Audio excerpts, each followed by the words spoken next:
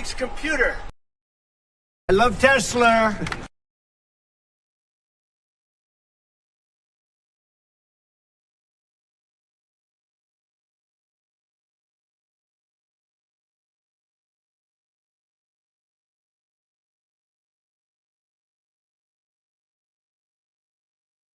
Well, Joe, you have to go back to what the strategy was at the beginning of the shutdown. There were two goals, both of which I support. One was standing up to Donald Trump.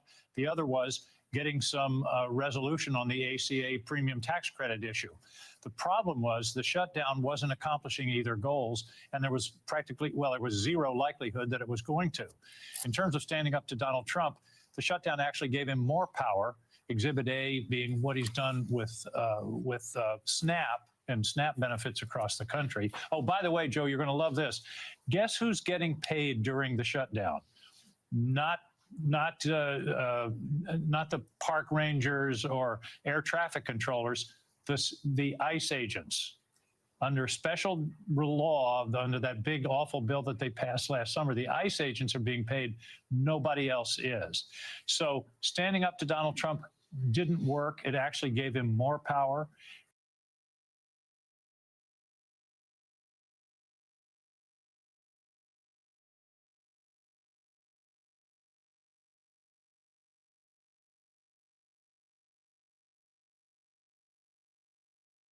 What we've heard from many of our Republican colleagues in the Senate is that they're willing to work on health care. Now we can hold them accountable. We're going to have a vote. We're going to see if they're really willing to work on it. And if they're not, the people of America can hold them accountable. What we've heard from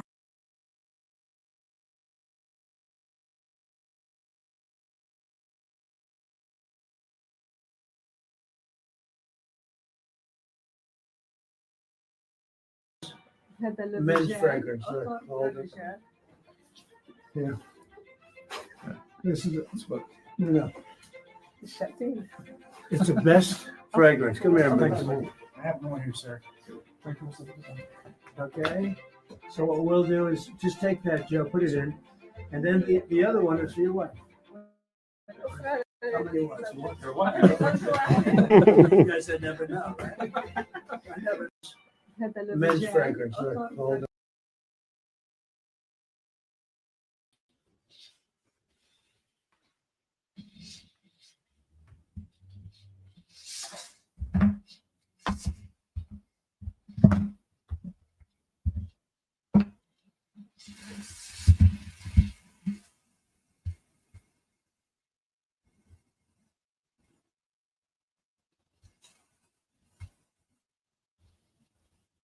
My brain is still in recovery mode from taking in so many high-level important ideas.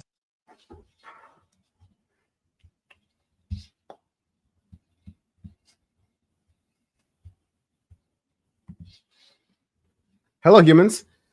Oh, I hope you know that I would not have left you that easily. This is your power report for today, the 14th of November, 2025. It's a Friday.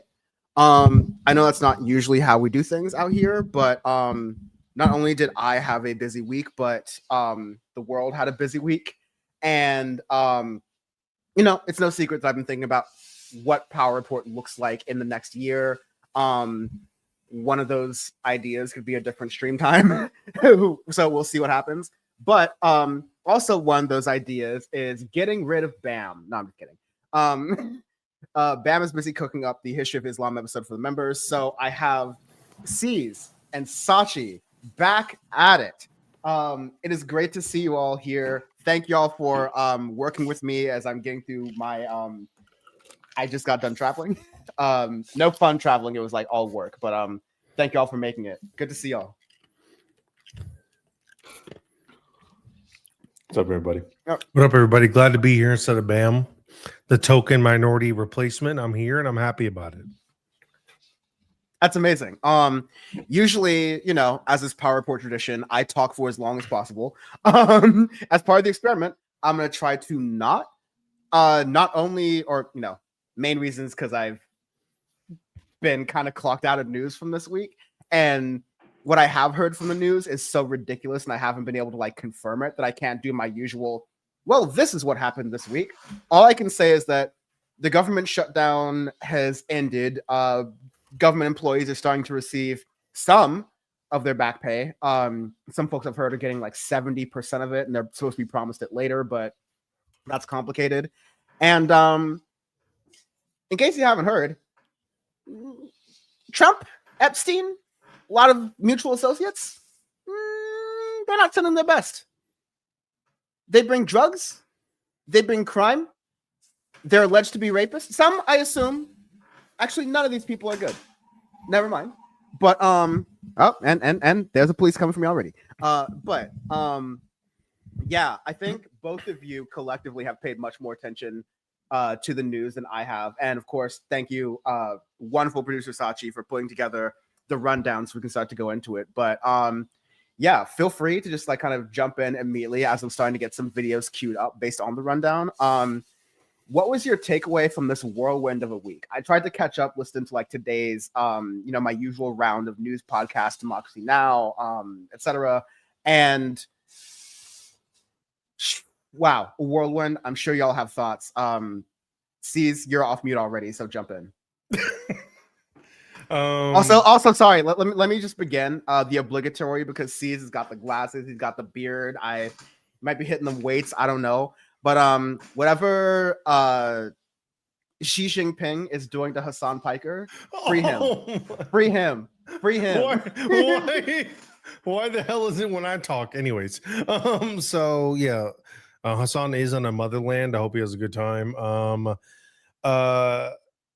Yeah, it's been a crazy week. I would definitely say it was definitely like at this point, I think we're at this point of the administration where it's so many L's that it's almost like our negatives turn into positives, because it's like, goddamn, like it doesn't really turn into anything material. Obviously, I think a lot of us, well, actually, funny enough, and I was even thinking about this during the week, as much of an L as it was for Chuck Schumer to flip, and the 8 or 7, whatever, 7.5, whatever, to flip. The so much L's in the Epstein files and all the shit that happened this week. It already kind of moved on. Like, it feels like I don't have mental space for so much to take in. Like, I can only take in so much as a person.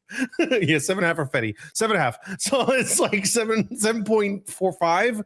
It's tough. Like, it's tough to really have all the mental capacity to retain everything. So Dan, good luck. That's what I'll say.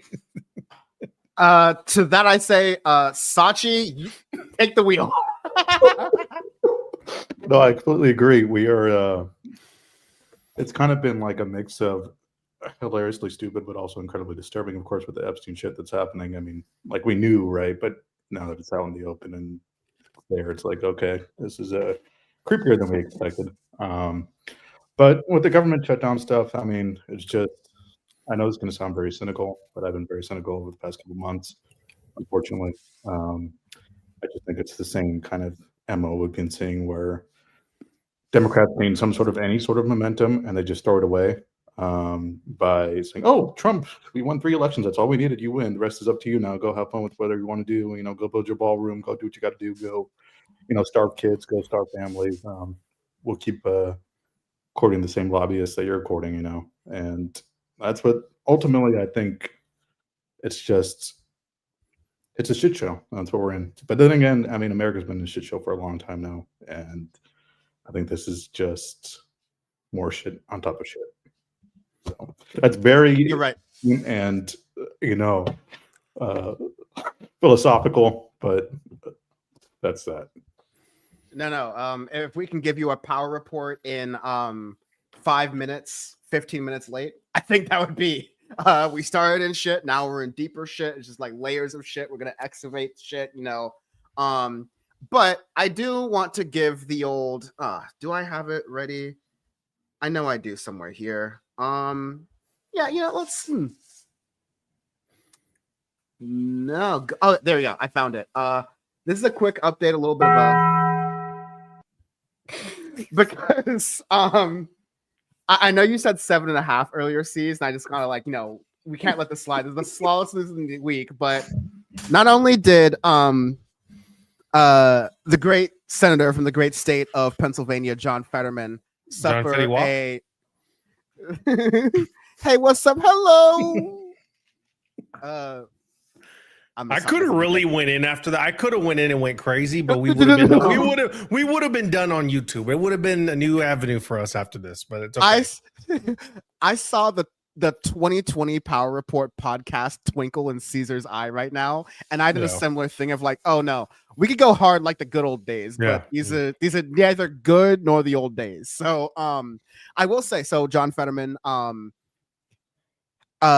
he's been recovering from the stroke. He had apparently a heart incident, occasion, event. I don't know what you call it. Apparently it's hot start. He's hospitalized. I think he fell down a little bit. Of course, he's definitely my least favorite elected Democrat in the Senate, and like y'all got bamboozled for a little bit. Some of you, not in this audience, but like a lot of people who did support him at that time got bamboozled for a little bit. I just love that 36 hours earlier, he was talking about if I were to drop dead tomorrow. Like, listen, a broken clock is right twice a day. And I just want to give it up to John Fetterman for finally being right about something. Ooh, I'm Dan. Dan, you need to move on because I am holding frame like never seen before. Some people call me 2003 Shaq in the NBA Finals. That's the kind of frame I'm holding right now. From really after being gone for 2 months for really just getting on going right now. Okay. No. That was just a little. That was just to whet your appetite. That's just a little appetizer. And I stopped myself too, as you know. Let's just. No. Oh, believe me, that was the nicest joke I could have said. Anyways, I do want to get into everything. So like the Epstein stuff, it's juicy, it's fun for the whole family, but well, except the kids. But I do want to get into the piece about what began this week, which was the ultimate like season. Sorry, all three of us are basketball fans. We all hate each other's teams, but I'm gonna level with ceez for a moment. We're Clippers fans. We're used to the idea. We pray at the altar of snatching defeat from the jaws of victory. And like, even if Doc Rivers were Speaker of the House for the Democrats, I can't imagine a bigger fumble than this, than what, Chuck Schumer's. I'm voting no because I don't like it. But, even though I'm the leader of the party, I guess other people in the party are voting for this thing to go yes and go through. Voting for the thing to go yes and go through. And so the Bailey said that I should vote no, but I should let them vote yes. And that's what makes me a good leader. The Bailey. Okay.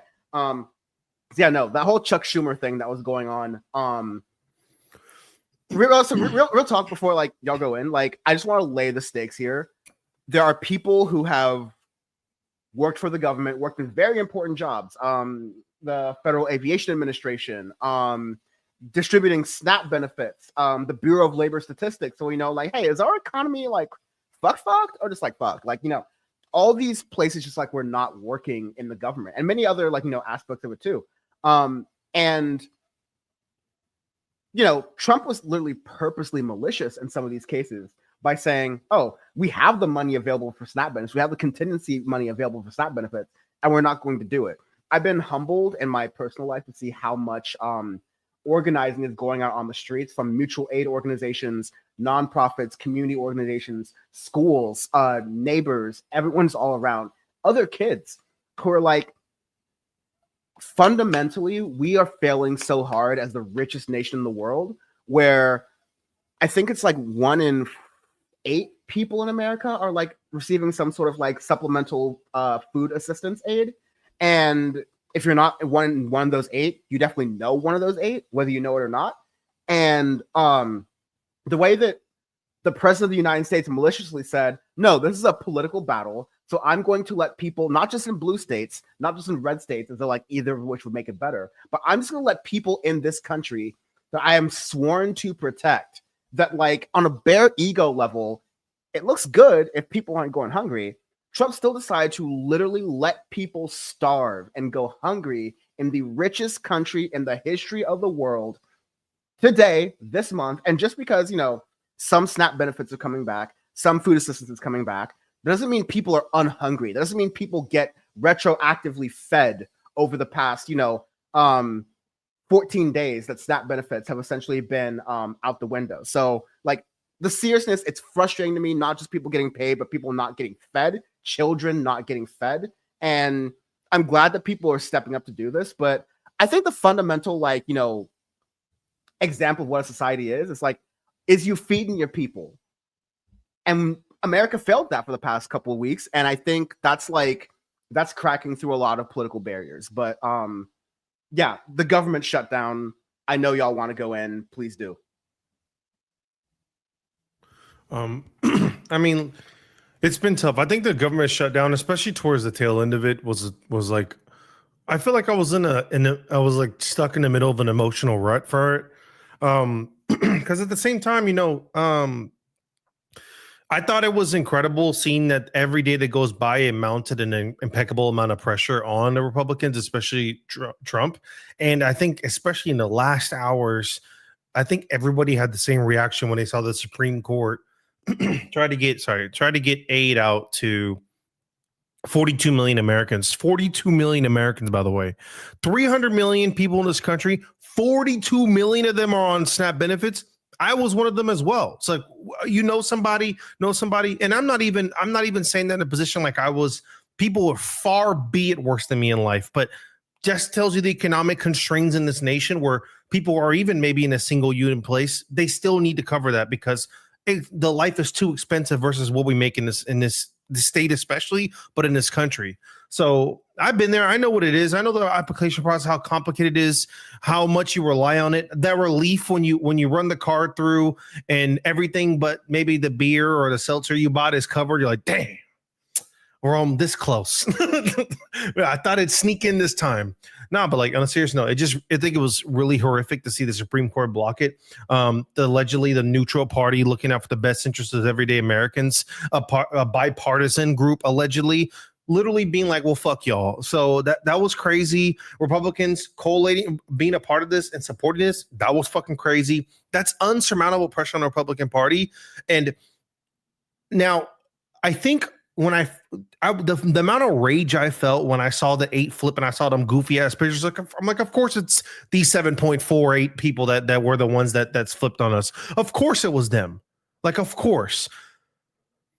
But I think I kind of talked to some people this week, and the only other perspective I have on this is like, if I'm going to play a little bit of devil's advocate so I can let Sachi go in. I think it's really tough also to put Americans in a position where they need to suffer for something that politics is dealing with. Like I think that's my sober hindsight of it. It's like, if this was an agreement to temporarily get aid out, which I know it's literally a broken promise. I know it's bullshit. I know they're going to play us.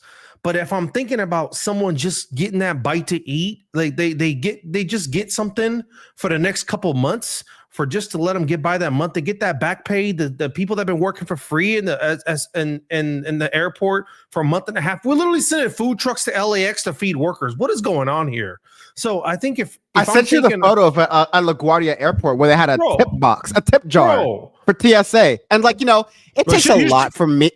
It takes a lot for me to feel bad about. Yeah, it takes a lot for me to feel bad about TSA. But I'm like, I'll drop stuff in that box. Should I be paying taxes still? No.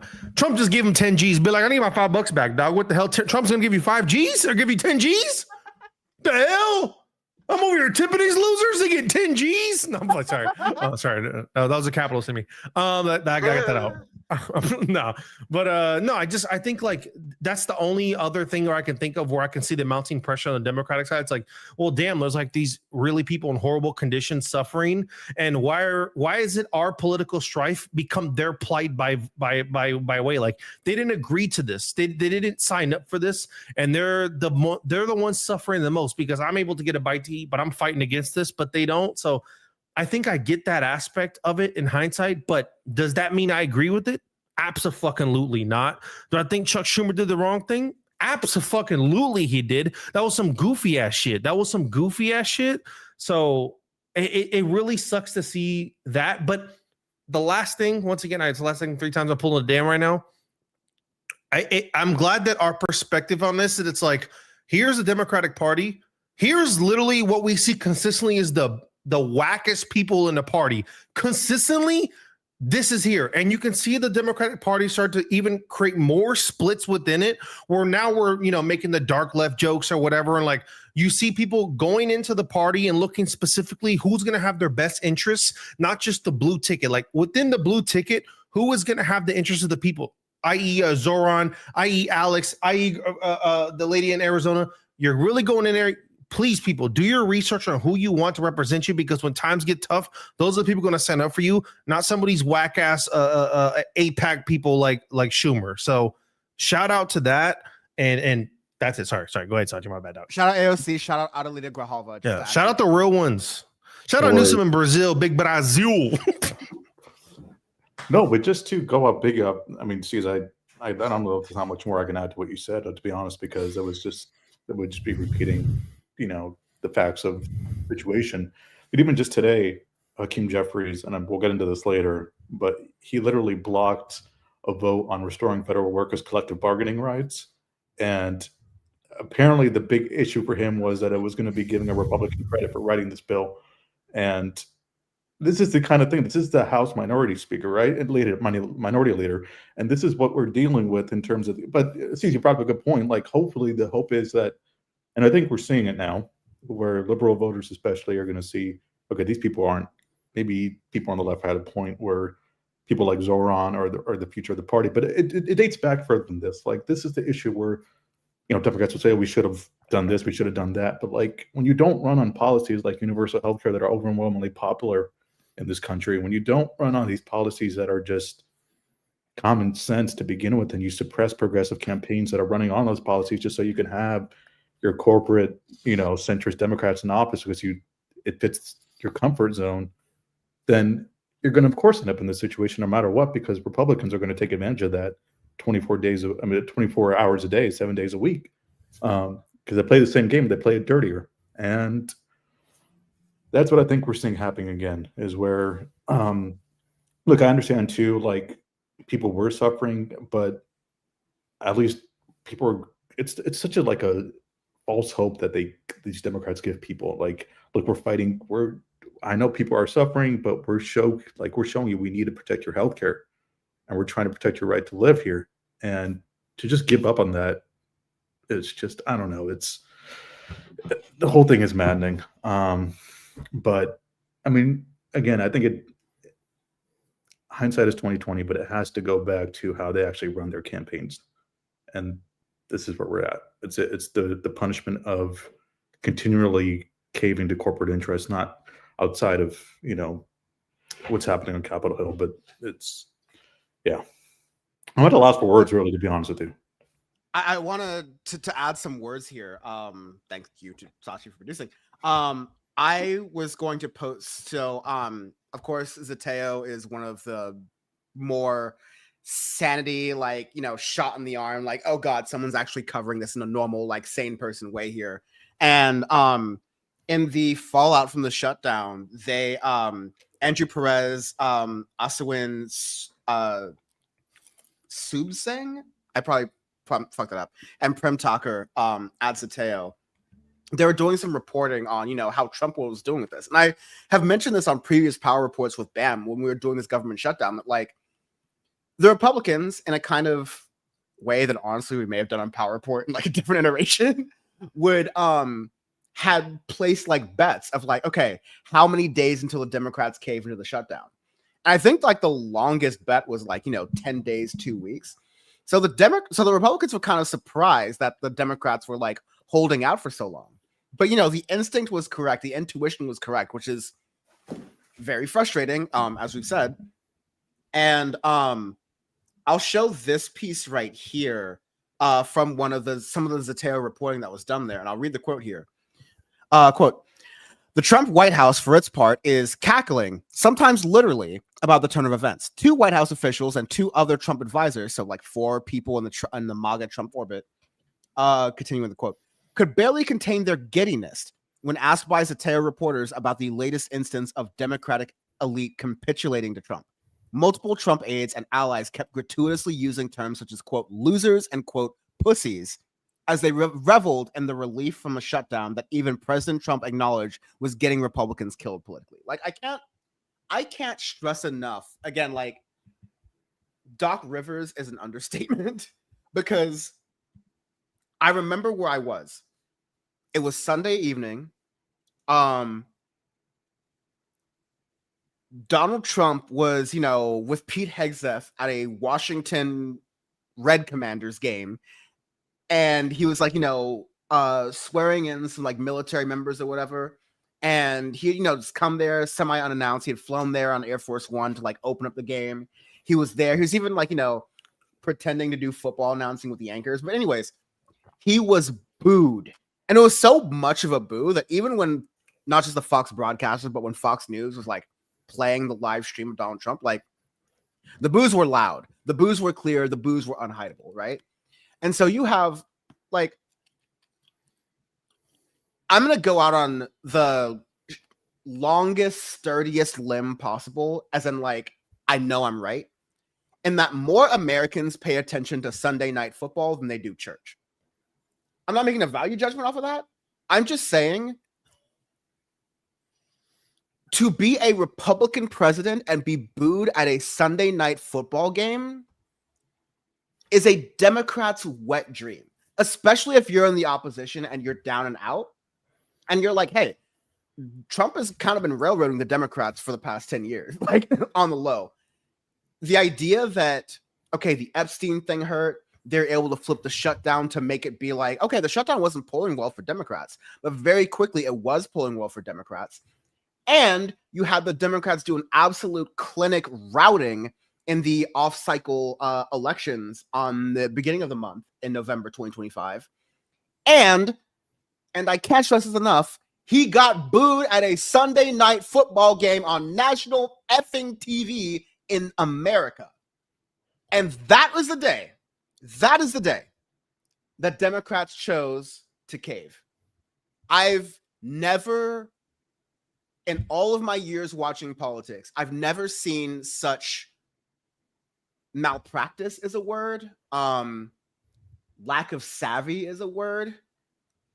I'm not one of those edge lords that uses like certain words and things like that. But I definitely was posting the GIF of that episode when Jimmy Neutron was trying to do a brain blast, but it was that episode where he had made himself dumber. And so he just goes like, let me think. And the ear sequence happens. And instead of like his brain pulsing and playing with ideas, it was just monkeys hitting cymbals together. And I was like, that feels like Tim Kaine and Gene Shaheen, like all the, if I'm getting that correctly, all the senators that like stood up for this. Like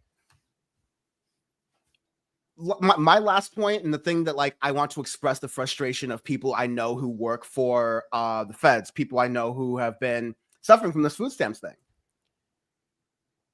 People were suffering, right? Like people were not liking this, but even people in the federal government that were like kind of moderate or apolitical were like, no, this is not Democrats' fault. Even though you could draw it to being Democrats' fault, it is not Democrats' fault. They are fighting to make sure the country continues to run after this. And so they're holding out for a better negotiating platform for the Republicans who want to tear this shit all down anyways. So for the Democrats to get nothing out of the deal, including like we pinky swear we'll promise we'll vote on the ACA subsidies, even though Mike Johnson, before the cave happened, said we're not voting on the ACA subsidies in the House, is I'm running out, like Sachi, I'm running out of words. Cynical is not the right word for it. Evil is, I think, apt. Inept also works as well. But I've just never had these combinations of words for the party that is not just supposed to be the opposition, but like we have no other option electorally in this country. So it's just a fundamental failure. I think if you're not calling, unfortunately, I'm late to the game here because of my schedules and stuff like that. But if you're not calling this week for Chuck Schumer to resign, you're unserious, just like period. Like I'm not like, I'm just not going to take you seriously. If I ever get into a fight with you, I'm going to look up what you said during this week. And if it wasn't Chuck Schumer must resign, I'm not having a conversation with you because it's the most clearest, obvious thing. Here's the thing with that, though, and I've been on a vehement disagreement train with him recently with Bernie Sanders. He brought up a good point. I can't hate on this. And I think a lot of people misconstrued what he was saying.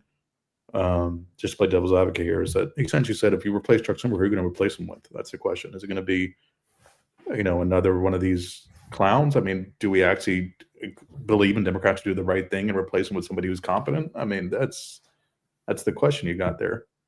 Nut up, Bernie. We're not asking you to That's true. but also to be fair, happen. it won't happen. Democrats won't vote for him, but I think, I would like to see another senator jump up, but that's kind of the thing. Senator is supposed to be. I want you, Ceez, to jump in here. I'm so excited I can barely speak my words, but there should be a certain amount of careerism in any type of politician, no matter if they're a Bernie Sanders or an AOC or down to a Chuck Schumer or Hakeem Jeffries. You should want to be oh, this is an opportunity for me to prove my theory of change. And the fact that there aren't any Democrats in the Senate who are willing to step up to that, I think, not only is it a damn shame, but I think it should be open season for a lot of the squad members in the House to be okay, when is my senator up for re-election? Even if you're I'm looking at Rashida Tlaib, I'm looking at Pramila Jayapal. I'm not sure when their state senators are going to be when their states' U.S. senators are going to be up for re-election. But a lot of the people who voted on it because they're not going to be up for re-election in 26. They're going to be up for re-election in 28 or 30. So I have a lot of time for this to be memory hold. But if you're not actively standing up and going, put me in, coach, because clearly the coach doesn't know. The coach is Doc Rivers, but worse. I never thought I'd say that before. I need people in the House to start stepping up and being nope, even the good Democrats in the Senate. If you've been in here too long and you're just taking up space and you're not making waves, fuck you. Because kids are going hungry in the United States of America in big 2025. And if you are doing nothing and you're just watching as your fellow Democratic senators are sitting on their hands, I'm sorry, in my opinion, this is my Sachi energy. You are just as complacent. Ceez, go ahead. I mean, call me degenerate, but I feel like I saw an Axios article yesterday that said there was growing amount of House Democrats that are asking for Chuck Schumer to step down. It was a list was getting pretty big. So I will say that it's not within it's everybody just capitulating to this and agreeing. I did see that. I feel like it was Axios or some article where it was it's the House, yeah, but the House is they're asking him to step down. I mean, thank God, because I agree. He does. So I'm happy to see that. It's not being nah, he was solid. No one's being he kind of went crazy, except for his little buddies. But no, I'm happy to see that because he does need to step down. He does need to resign. I'm sick of it now. That's two. That was two. The last one, what was it, a few months ago when he was pulling that bullshit before?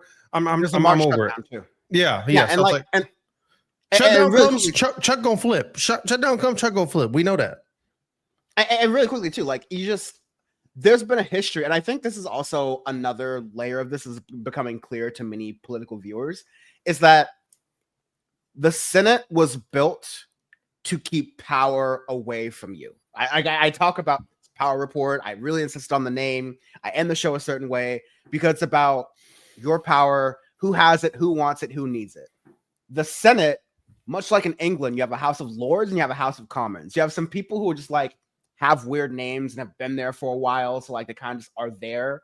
But then you have Congress, which is really dynamic. Everyone has to get reelected every 2 years. Senators are on this rolling 6-year basis. So there's always this sort of air, even in good times and in bad, whether you're talking about progressives or, radicals or in either party, that, the House are the rabble rousers. You get some crazy stuff happening, but the Senate is the institutionalists that are serious and they keep things going. And occasionally that's true. But right now, again, I just got back from Rhode Island, and I just can't get over the fact that Rhode Island has more representation in the Senate than Long Beach, California. I mean, it's smaller than Long Beach, so whatever. I'm not even sure if like that's a fact, but like No, Rhode it's not. Island is small. Rhode Island is smaller than Los Angeles County. Oh yeah. What the hell? And Rhode Island is smaller than like the LA metro area, which includes half of Orange County too. So like, I'm sorry, it's a cute state, but like, kiss my black ass, right? Like, so, like the Senate is fundamentally biased against any sort of insurgent progressive power. It was the Senate that prevented, like tried to stopgap the, tried to block the abolition of slavery. Yeah. It was the Senate that was the main blocker for women's suffrage. It was, other parts of government too. But I think this is really elucidating the point that like, and many people tried to say this. The same group that was like, "Oh, Black Lives Matter, that's too radical. Oh, abolish ICE, we can't say that. That's taboo." The Senate's fucking stupid, and in a just country, it wouldn't exist. Who would you two see step up in Chuck Schumer's seat? Who would you like to see? There's a senator up in Massachusetts. I want to say, Sachi, you might know who I'm talking about, but I forget. It's not Warren. Is it Van Hollen? It might be Van Hollen. But yeah, there are a couple people who are like, a touch younger than Bernie, a touch less, progressive and socialist than Bernie, who have a couple of those connections and relationships within the party to do it. But like, we have a system for this. I forget her name, but there's a House Minority Whip. I believe it's a woman.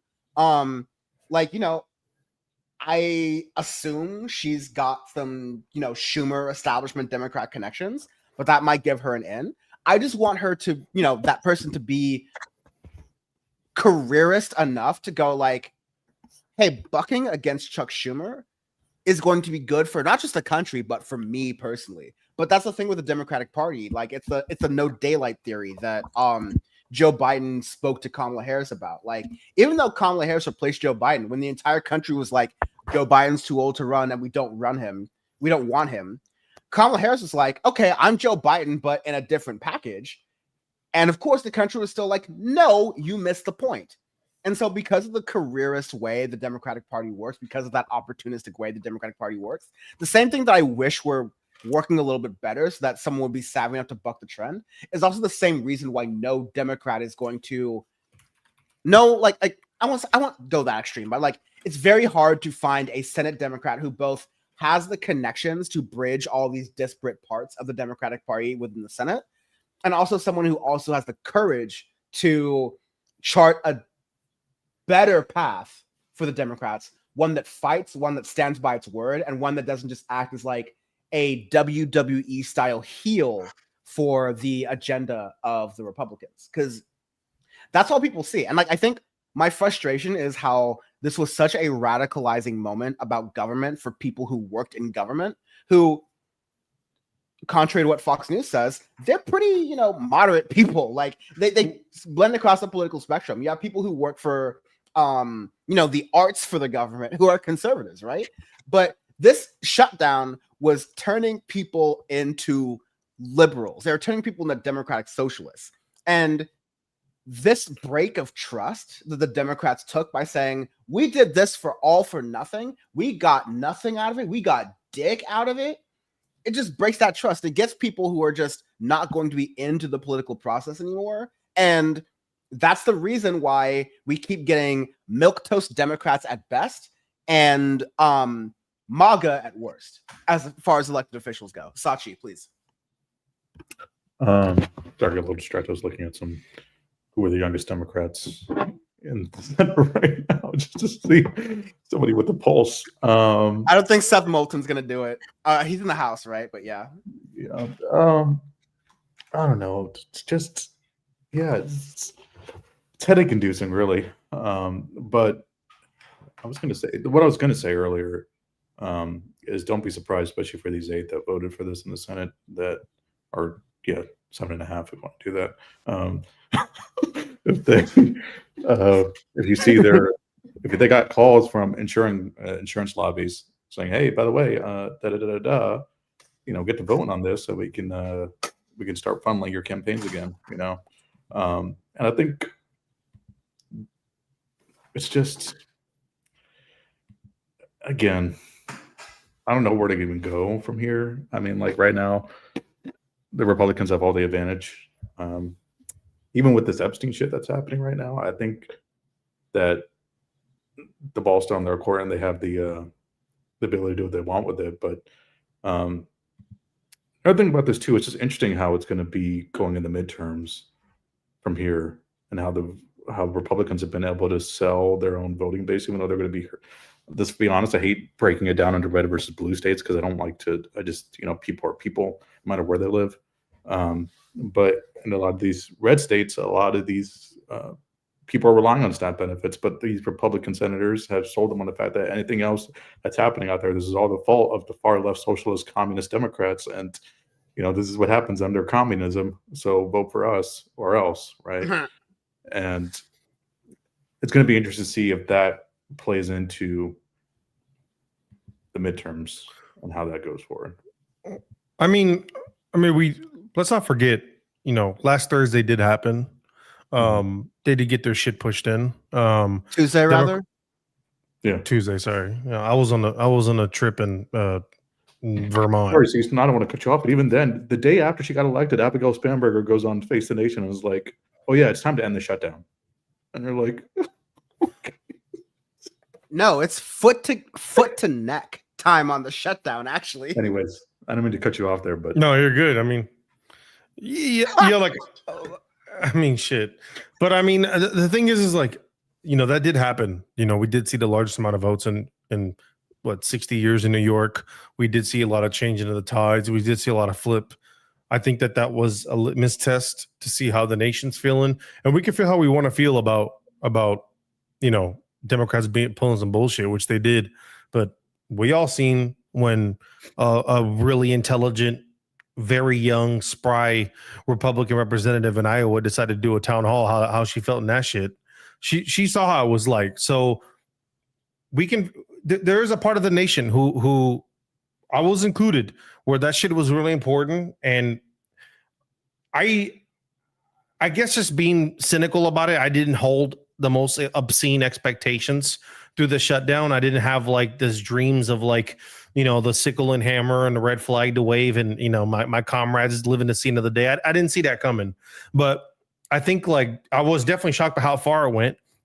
And I think that what's really going to be crazy, especially in the midterms, is I think that the Republicans are in a shit position. Honestly, the Democrats can fumble, and it's only going to be us degens that really, really lock in on how much bullshit they pull. But if we're talking about the actual everyday American who's going to vote red or blue, like the average American, they're not getting into weeds like that, but they get into weeds about shit like tariffs. They get into weeds about like groceries. They get into, and a lot of, unfortunately, Americans look down on people on SNAP benefits. So this will be a non-issue for them just because of the cynicalness of Americans every day and how they feel about others. It's unfortunate to see, but that's just the culture of America in general. They don't. I don't know. Care about. They don't. It's the culture in America because 42 million Americans in SNAP benefits. I mean, just think about that number. That's a shocking number because not every day people tell you they're on SNAP benefits. People don't tell you about that every day. I mean, it's just when you grow up in a society that spent 6 years pushing MLMs on YouTube and these kind of financial values on how to move up in life, that's seen as an L in life. So people don't want to talk about that here. They don't want to open and be honest about what they're going on financially. They don't want to be embarrassed about their neighbor. And government aid in other countries is seen as a benefit. In America, often it's seen as a negative, like you're falling apart in life. You can't get your shit together.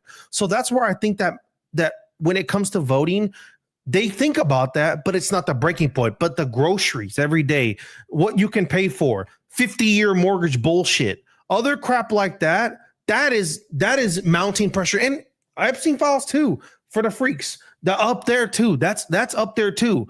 And unless tides change in that aspect, unless the stock market, which a lot of people care about, goes up, unless we see these changes that make people feel fake good about what's going on in this country, they will get their shit rocked in midterms. They will.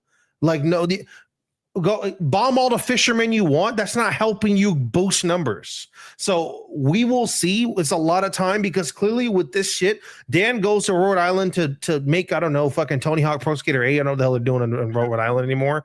Providence, Rhode Island. I don't know what the hell Dan's doing in Rhode Island. They go to Rhode Island probably to look at all the bike lanes. He comes back. 19 things have fucking happened since then. 19 things. Tuesday, Zoran getting in feels like ages ago. We're on a whole nother shit now. And now now Trump is over here DMing Pam Bondi. Go check those fucking lists for me, okay? Like that's the kind of shit we're already on, and it's Friday of the next week. So midterms is a long time. God knows what's gonna happen till then. He doesn't even know. So we'll see what's up. But I they're not in a position right now where things got marginally better for them. 36% disapproval AP ratings for Trump right now. 36%. Equivalent numbers to the goddamn Jan 6. Okay? We're in Jan 6 area and no Jan 6 happened. So they're not making no traction. They're going backwards. Just voicing over, Sachi, please finish, but just because you dropped those polls, views of Trump in 2025, according to this Associated Press NORC poll. In March, favorability was 43%, or like people who approve of Trump's management of being president, 43%, down 10 points in, that's about 7-8 months. Call it 7 months given the polling. For Republicans, that's down 13 points, I want to say, quick maths.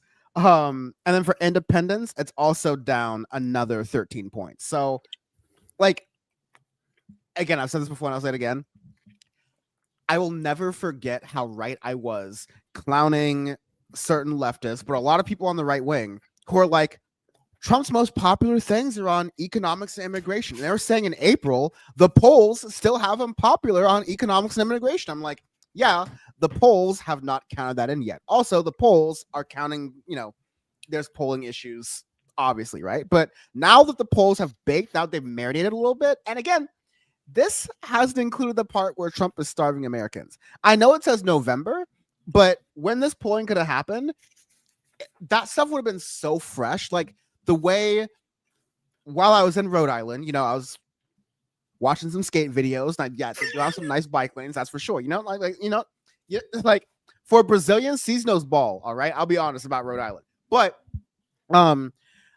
there were some like mutual aid groups and some nonprofits I was talking about there. And like usually, I go to these things for a little bit more of like an education based focused, but all of these places that usually are like, okay, how can we get kids what they need to like learn and thrive? And like, how do we make sure that kids are like not walking to school in Rhode Island in the dead of like fall or winter, freezing to death? Like, how do we get them sweaters and stuff? How do we clean their sweaters? Because a lot of kids, even before all this, yeah, you can send them clothes, but their parents can't afford to do laundry and wash and dry the clothes, right? So there's so many needs, and like, it's great. There's great work that I'll shout them out. I think this Milagros Project is the name in Rhode Island of really good mutual aid group that started in 2020 that I got to be able to work with, which was amazing. Milagros Project, but they're used to like, different mutual aid, whatever it is. The need in a lot of these groups for the past 14, 15 days has been like hunter-gatherer shit in like Samaria. Like, we're talking about feeding kids and adults, right? Like, and like, I'm glad these mutual aids exist, but like, why do we have a government? Why do we pay taxes if we're not able to, in the richest country in the world where we're not lacking for nothing, we have money to drop $1 million bombs and essentially give $1 million to replace those bombs to our defense contractors. We can do that on some like fucking fishing boats off the coast of Colombia and Venezuela, but we can't do meals. We literally can't do meals on wheels anymore to feed the elderly who are like less mobile from getting out of their houses. Or we can't do SNAP benefits. We can't do WIC benefits. WIC is like women and infant children. Okay, but again, Fox News has done a whole number for the past 20 years calling them welfare queens. So we're in a really cooked situation. But I think that's all I have to say. And there's like, actually, no, I want to play this video here and then I will toss it to Sachi because before we fully leave the whole like, okay, what's happening next thing? We are experiencing both like the caving of Schumer at the same week of this like big insurgency of the insurgent progressive left, right? and AOC had some really good. AOC is about to fucking eat that Schumer lunch, man. Let me tell you right now. But she had some careful but good comments when it comes to Schumer and his place in leadership, and I'm gonna play that clip here. It's about 2 minutes. Afterwards, Sachi, please respond, and then ceez, go ahead. But if y'all want to pause, y'all please take the privilege to do so. Let me run that here. I'm right here. Go ahead. Ask your question. Sorry. This is your first week back after 6 weeks. Just how are you feeling about this? I mean, we have federal workers across the country that have been missing paychecks. We have SNAP recipients, millions of SNAP recipients across the country that, whose access to food stability is imperiled. And we have to figure out what that was for, because you had both the capitulation in the Senate and you have the refusal and the outright cruelty among House Republicans and the White House, who went to court to try to sue for their ability to deny people's access to food. This is the reality that we're in right now, and we need to act like it, and we cannot enable this kind of cruelty with our cowardice, period. Congressman, should Schumer stay as minority leader? I think what is so important for folks to understand is that this problem is bigger than one person, and it actually is bigger than the minority leader in the Senate. You had 8 Senate Democrats who coordinated 7.5 their own votes on this, as well as you have 2 retiring members. Many of them are also up in several Maybe more. cycles from now, with the hope that people are going to forget this moment. And I think what's important is that we understand that this is not just a leader is a reflection of the party, and Senate Democrats have selected their leadership to represent them. And so the question needs to be bigger than just one person. We have several Senate primaries this cycle. I know I'm being asked about New York. That is years from now. I have to remind my own constituents because they think that this election is this year. We actually do have Senate elections this year. And my hope is that people across this country actually participate in their primary elections in selecting their leadership. Thank you. You didn't really answer the question. Sasha, go ahead. What was your take on that one? It was definitely a Fox News reporter. You didn't know? Oh, fuck. Shut your ass up. What the? Excuse me. You didn't answer the question. Okay, well, okay. Go talk to Christy Nome then. No, I thought that was. So AOC definitely has to now, especially kind of. That's always kind of been the case in her career. Has to walk kind of a fine line. Long game. Yeah, and she's doing that now, which is I respect. I mean, she's not wrong. I mean, it's like there's a lot of rotten apples in that party. And look, I mean, ultimately, I take hope with the fact that we were talking.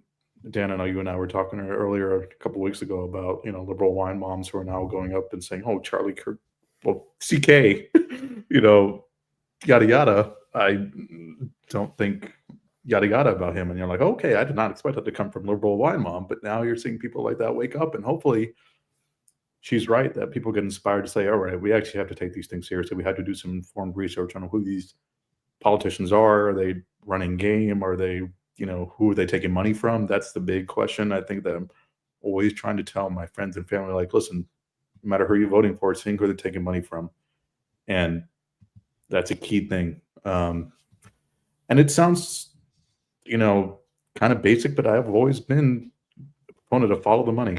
And that's what it comes down to. So I think, and ceez kind of going to your point earlier about American culture, we do live in a very selfish country. And like from a leadership perspective, I'll put it that way, where we're told, and it goes back from all the way in school where you're kind of taught like, oh, you got to grow up and do this for yourself, right? And it's very much a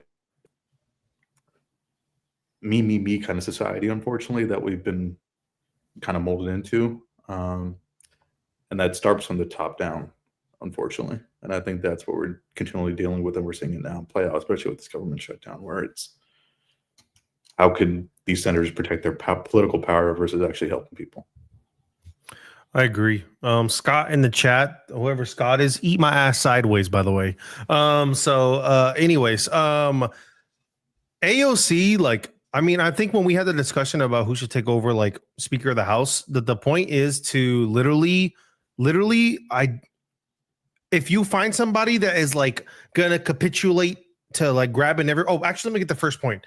I agree with that point she made, because pulling out Chuck Schumer is just one weed. You got a whole lot of fucking weeds in the yard. You yank all them shits out, yank them all out. We got to yank all that shit out, get everything out, rid this shit out of here, get it all out. If we're ever going to get any kind of real movement going, any kind of progression moving forward, pull all that shit out, pull it all out, because we got to reset and rebuild and elect people in positions that are going to put the people's interest first, not put some lobbyists, not put in DoorDash first, not put in fucking, I don't know, goddamn PayPal first. I don't give a fuck about all that. We got to put the people first. That's why I loved seeing all the campaigns this year, building the model based upon donors from the people putting their hard-earned blood, sweat, and tears money to put those people into power. That's what is the movement we got to keep pushing for first, and pulling out the weeds of the AIPAC money. I'm all with that. So moving on from that, we AOC has to, if AOC is going to be taking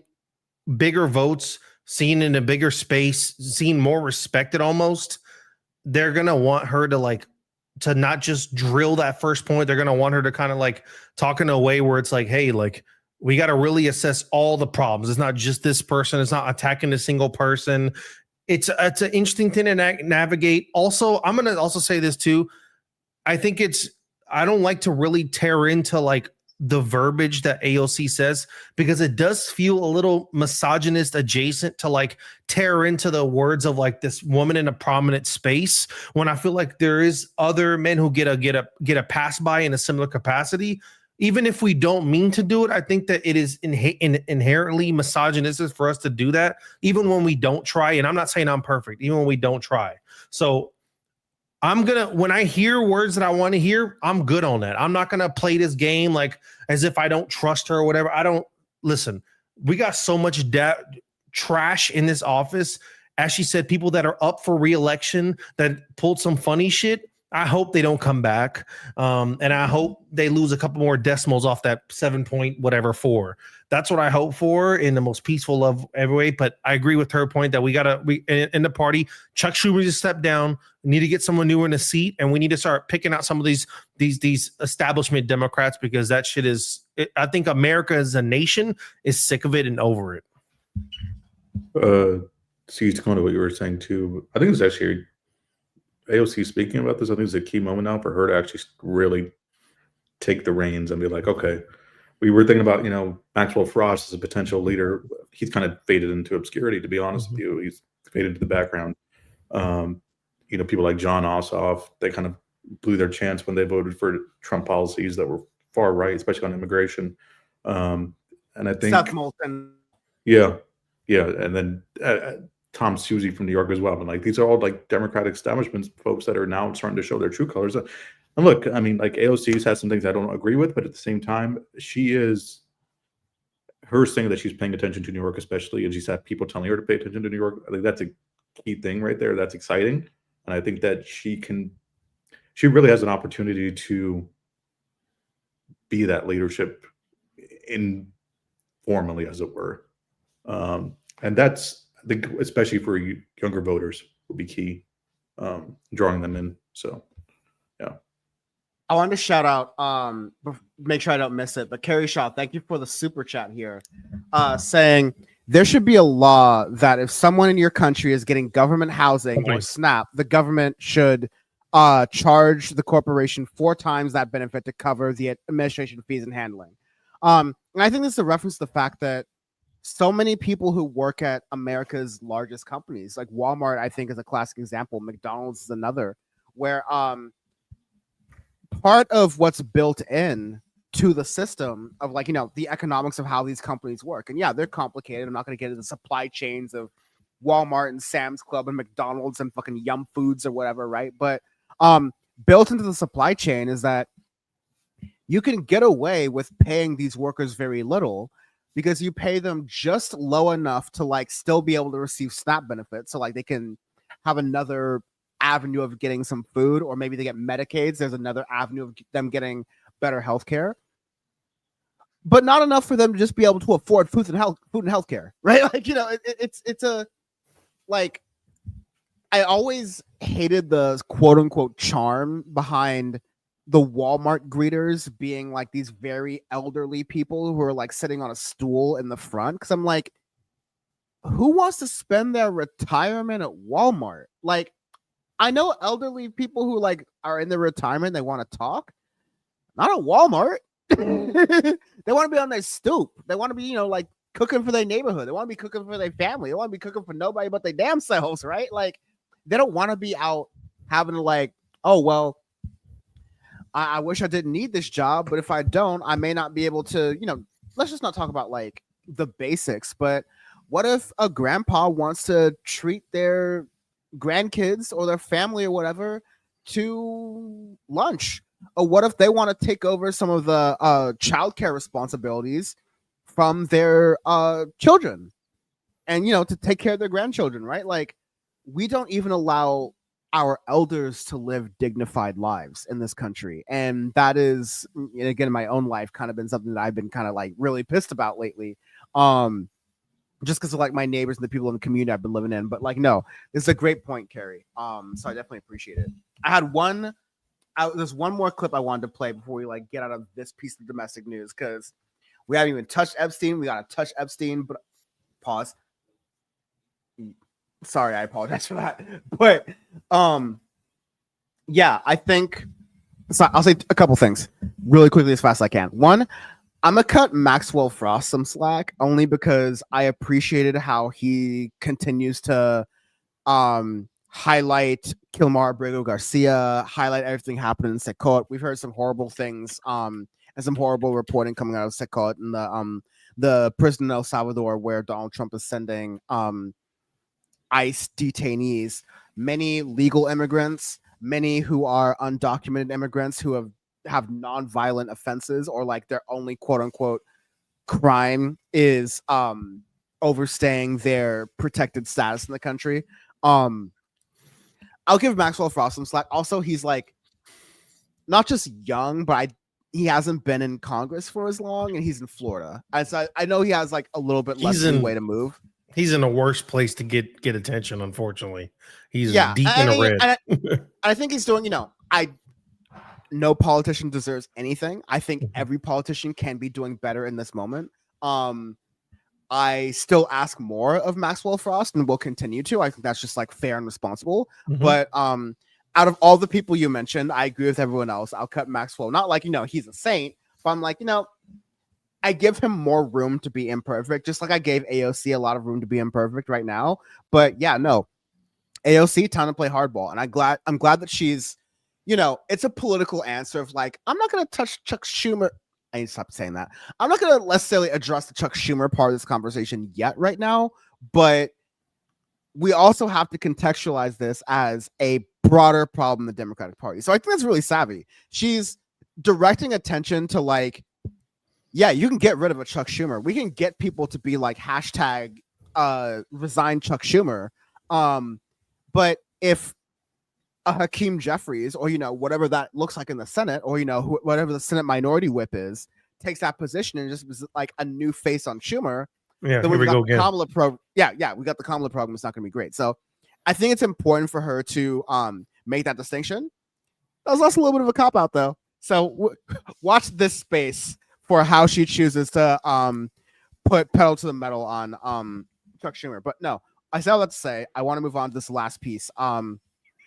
Trump be fucking up the economy, y'all. From my little anecdotal data, which is at this point better than the Bureau of Labor Statistics, all of my friends who had bullshit AI jobs, who I knew going in, they knew going in, we all knew going in, were bullshit AI jobs that weren't going to last because this shit wasn't going to last. You just make your bread and get out of the way.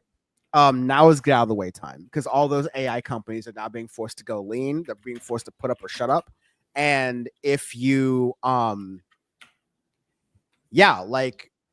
the promises of AI are now meeting, of the ass that is now meeting the investors saying, you're not delivering, we're pulling our money, and that's the belt. So I think we saw the biggest private sector job losses. You know, this is not anecdotal information, but this is actual data, but it's imperfect data. But we saw the worst private sector job losses since 2003 in the month of October. And you know, any savvy politician, left or right, would use this opportunity to like meet people in the middle, especially in the wake of the Zohar Mamdani election in New York, where affordability, a dignified working class life, were center points of that campaign. It would behoove any savvy politician to address those things.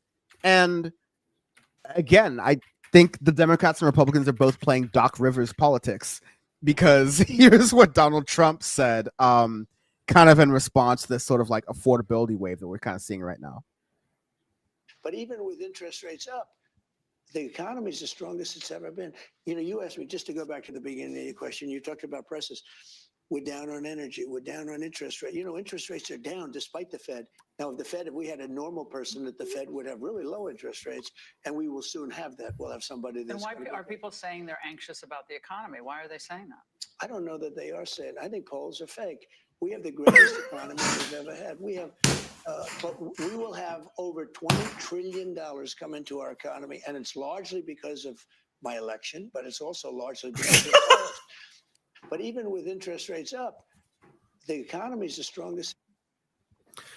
No, Dan. No, Dan. No, Dan. No, Dan. You know what the worst part before you go crazy is that Megan Kelly's question before this clip has absolutely nothing to do with the economy status. He flipped this shit into this convo, which is so much worse. That's what the worst part is. She didn't say, but the poll suggests this. How are you doing? He just started fucking dementia ranting into this fake shit. Okay, go ahead. We're in the business call this an unforced error. That's all I gotta say. He clip chipped himself, dog. He fucking Microsoft clip chipped himself, dude, into saying dumb shit. Bro said polls are fake. I'm right here. Peter in the chat, he's not real. His poll answers don't count. But I'm here. Peter and Scott Bessett, where the fuck that was in the chat earlier, acting crazy. They're not real. I'm here. Look, bebop, boopop. That man's not real. I'm real. I'm doing AP polls on Twitter. How do you know I'm not? How you know I'm not doing that? How you know I'm not pressing the button on Twitter? How you know I don't have Twitter? That's me. Sachi, it's all you. Sorry, Sachi, go ahead. Oh God. No, it just reminds me, one of my side hustles. I edit videos for a friend, and I edited a Curtis Sliwa video recently. And he says, it's like, what, you gonna believe the polls? What? The polls? I mean, I'm a fan. I still like that video of Curtis Sewa having a do-rag or whatever. That fucking sidewalk video is so good that it did get. It would have, if I was living in New York, like I'm fake Dan or something, I would have hesitated on Zoran just because I'm thinking of the image of Curtis Sewa on the do-rag, and I was like, that is kind of tight. Never mind. Z. But here's the thing: this has been Trump's game for what, 10 years now, right? It's the same shit. And people are like, oh, but why? The issue that I think is ultimately what sinks, like, not to tie it back to the Dems game, but that sinks them is that they hold on to every single thing he says and not what he does, right? Like yeah, of course he's going to say that. I mean, he's going to say everything's fine, everything's perfect, everything is good, everything has to be good. You know, I mean, like, I'm doing this for the American people. This is his MO, his modus operandi. So it's what a dictator or wannabe dictator does. I mean, we can call him a dictator, honestly, at this point. Dictators make their people starve in this country. So it's just what he's going to continue to do until his dying day, really. I mean, and he'll just continue to reject reality. He literally said the economy is stronger than it has ever been. My friend, your 6 buddies doing a little fucking loop-de-loop with money to each other. Oh, Oracle, NVIDIA, here come back Meta, like doing this fucking money game. like we saw the CoffeeZilla video, that's not the economy getting stronger. Because, you know, if the economy was better, Dan would have a gold couch right now. If the economy was doing good, there'd be some crazy maybe Dan was at the Louvre. I don't know. There'd be some crazy paintings behind him. That's when we know the shit will be created. Have that crazy backdrop with the cool painting. That's when we know the economy will be booming out of the wazoo. But it's not, okay? It's not. So I don't want to hear him say that I'm fake, Peter's fake, all these people are fake, and this shit. He literally can say whatever he wants. But also, I have to say once again, that Megyn Kelly interview is one of the craziest shits on television history, and that is only 1% of what happened. The woman was saying wild shit on that interview, by the way. That doesn't. She was also like helping. I don't have that patience. She's running defense for Epstein. No, like the entire. We're gonna get into it just a moment, so I'm not gonna touch the Epstein. Okay, stuff, good. But like in the entire interview, she was lobbing softballs. Like I think it was like, she's like, oh, you know, the usual mortgage, like 50 years is not that bad, and like Ingram had to correct him at some point. He's like, you know, it's usually a 30-year mortgage, sometimes even a 15-year mortgage, and Trump is like, why does anyone even care? It's a 50-year mortgage. You're paying less over time. Trump has never seen a mortgage contract in his fucking life for a house. He never had to walk into a credit union in Fullerton and try to get a mortgage on a house. He never had to do that. So he doesn't know what the fuck 50 years means. Hey, whoa. We do not accept credit union slander on this podcast for the record. He did not walk into Students First and Cerritos and fucking try to get a goddamn loan on a crib. Because when he was born, he got 10 G's to do nothing. He's had a good his whole life. USAA. Look, it's textbook class warfare is what it is, right? I mean, like, look at his policies. Like today, ending, you know, airlines' requirements to pay passengers for delays, things like that, right? It's a little one of the worst moves I've ever seen in my life, dude. Like, nothing is worse than being stuck at an airport. Now he's like, well, now go fuck yourself about it. Like, what the hell? You're seeing him reaping the rewards of, you know, CEOs of Delta and American Airlines contributing to his campaign fund, right? This is what's happening. Like, it's class warfare, and it's him taking this is his war on poor people. This is what it is, and this is what we're living in. That's the best I can describe. Class war, dog. Yeah. Let me dig into. I will do the reminder. Thank you for Bad Lefty, not just for shouting out in chat, but like kind of reminding me. Like the stream, please. We're doing this on a Friday. I like seeing some new faces. That's great to see. I like it. The test is going well. Please like the stream. Make sure people can see this. People like watching content on the weekends. I know I do. And so I think this, like, you know, ending. Oh, that's not that double jointed thumb ceez over here. Ladies. No, but thank you all for being here. Truly, even the haters and losers. Awesome. Let's move on, because man, so I was like, I rarely get to live more than a couple hours than normie, but I was forced to because of my trip. And so I was just around some normies, and I slowly show my freak side with them sometimes. I'm like, sorry, I'm looking at my phone because I'm seeing a Wall Street Journal article about some Epstein emails. And I kind of hide it behind my current, listen, don't stand a politician. I don't stand a politician. But because I've been proven so wrong on Robert Garcia, I feel the need to overcompensate and be like, shout out to my boy. But like, on true Long Beach timing, that's not true, because Long Beach timing is always fashionably late. But on true Long Beach timing, about 8.5 minutes after Congress got back in session, Robert Garcia was like, okay, anyways, here are them emails. I'm like, man, I knew the moment the Trump administration tried to use his Fox News interviews talking about Elon Musk as like a threat to him. That was like, you fucked with the wrong gay Latino from the wrong neighborhood, man. Like, we don't do that out in Long Beach, baby. So, like, the way Robert Garcia's foot has been on the neck of the Epstein thing has been important. And I was around some normies, and they were like all kind of freaking out about it. But one normie made a great point. That was like, you know, as dark as it sounds, we all kind of assume, like, a lot of people have a latent belief that if you make a certain amount of money that you be into the Diddy kiddling. And so, like, I understand that, but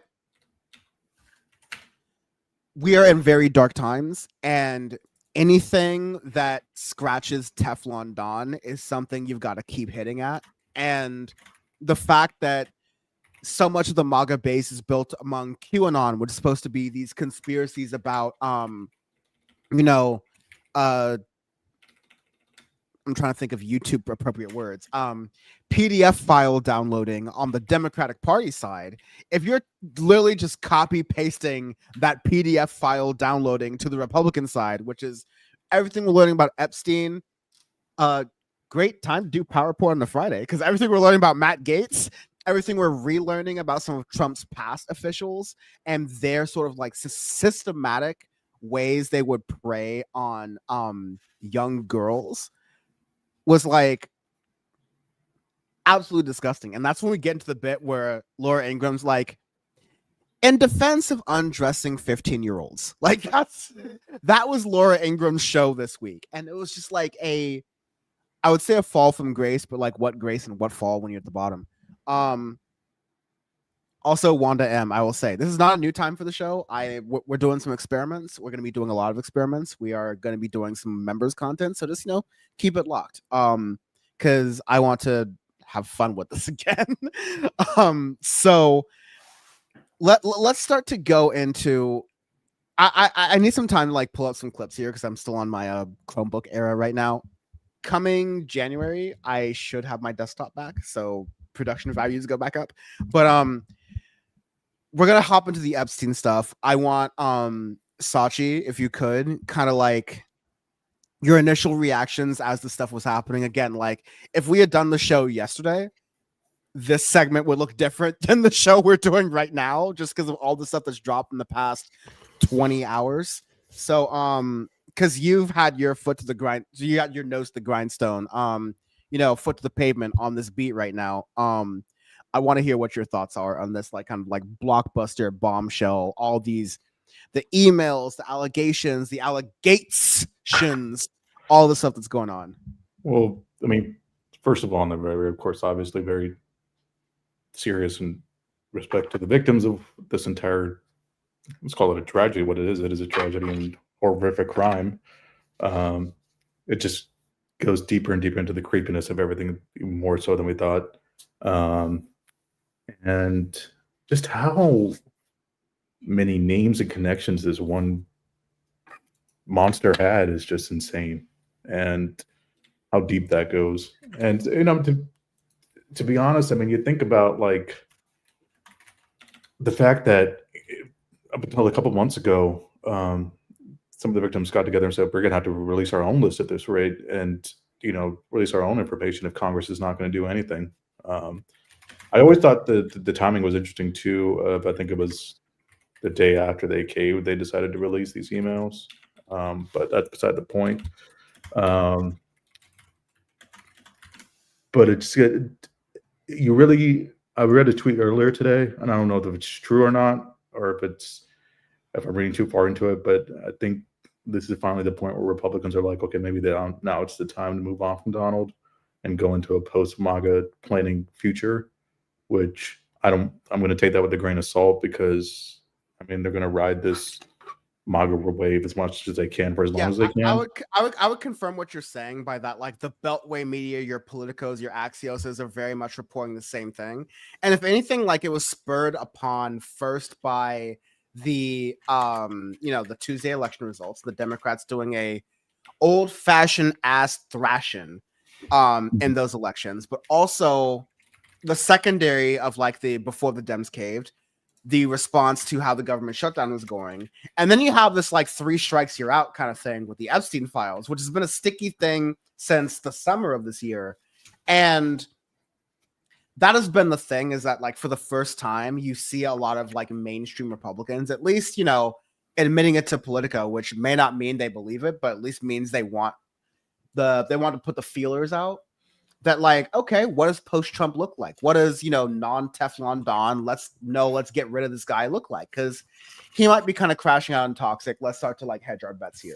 You're definitely seeing that, but I fully agree with you that like, just because Politico's reporting it, like they're squirrels, like whatever's like seems juicy is happening during the day, they'll report on it with no context or reference 6 months later when it's like, oh, wow, today's the Politico playbook, and it looks like the Republicans are united and falling in line with Donald Trump, and the Democrats are still in disarray. We're not going to even acknowledge what happened 6 months ago. We're just going to report on what happens today and what's juicy. So today's what's juicy is that Republicans are turning on Trump. I think that's phenomenal. They're even saying they're turning on him as just saying, I think he's going in the wrong direction. That's literally all they're saying. They're not even saying it like, it's bitch-made, absolutely. So it's what you'd expect. Now, as for the whole Bill Clinton stuff, that's yo, sloppy toppies for my boy. What is that about? Okay, so literally, I need you to explain this to me because this is the part where I've been so offline. Where I'm like, Bubba, stop.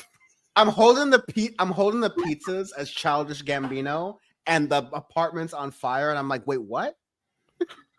Apparently, what's going on here?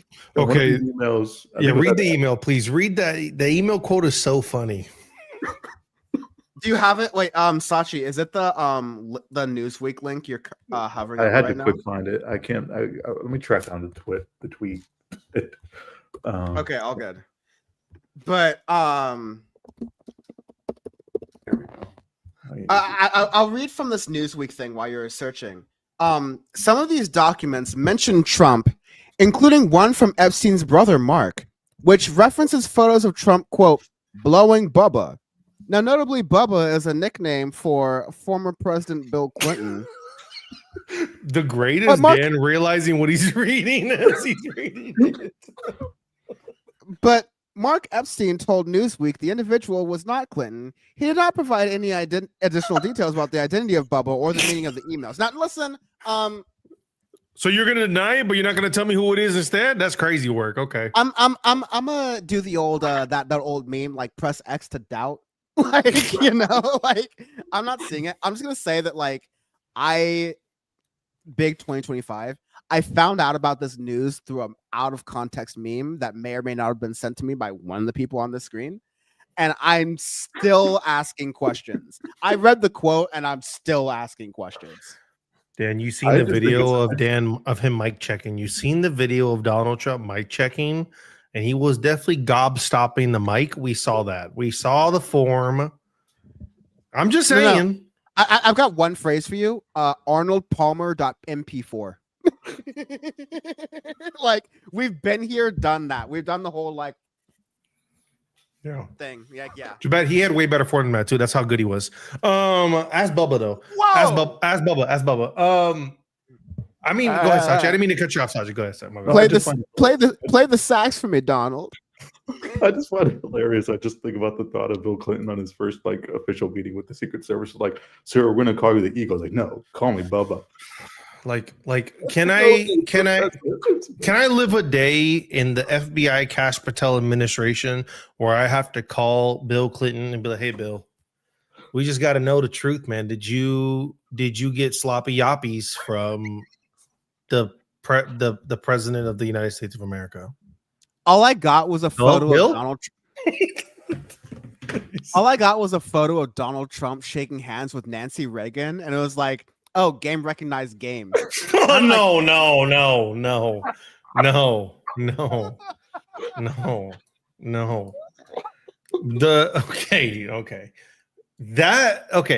But listen, with the releases, we did see some crazy shit. Sloppy Toppies was crazy. I agree with that. There was some crazy shit. The old burp and slurp. Damn, Jesus Christ. That's what Dan's. See, look, Rhode Island Dan is different. Literally, we saw that he confirmed there was like corroboration that Trump during his first term spent Thanksgiving with Epstein. Like they were in the same place during Thanksgiving. I read that. Crazy work because allegedly you ain't seen him since fucking 07 or whatever the hell number your dementia ass was saying. Literally, the Ghislaine was saying that Trump was with one of those underage accusers, one of the underage girls, for hours in one of the rooms. There was, and I think the craziest one was in that correspondence with Larry Summers. Didn't he like this guy? Like, let's for real. Like, Epstein is one of the worst people to ever be on this planet in the short time he was here. He's a horrific monster, and he literally said Trump is the most dangerous and the worst person I've ever known. It's like when that's being said, you're like, God damn, like what the fuck? And then every time, I just like to remind people before we continue, every time we mount up more evidence on this, right? We mount up more evidence. We see all these reports, we see all these leaks, and now they're trying to come at Virginia, all this crazy shit that's going on. Just know Epstein died when Trump was a president in a federal penitentiary, okay? A federal whatever prison. That at the end of the day, that's where it happened. So that's a little crazy. That's a little crazy if you ask me. Satch, I want you to respond after this, but I want to because we have no free speech in this country, I will read Donald Trump's response to the festivities here. It was about economics. He started talking about economics after. Started talking about the economy's better than ever. Many people know me from my college years that economics was a euphemism. So when I say I made the prices of steak, I tell you the prices of steak are coming down. I don't know. The Democrat hoax, eggs are cheaper than ever. It's like, what the fuck? Okay. No one knew how to tenderize the meat like Jeffrey Epstein. Folks, he was one of the best. You ask this man if he's given sloppy toppies to Bill Clinton, and suddenly he's telling you about a 50-year fixed loan on your goddamn house. It's like, wait, what? How did you even get to that?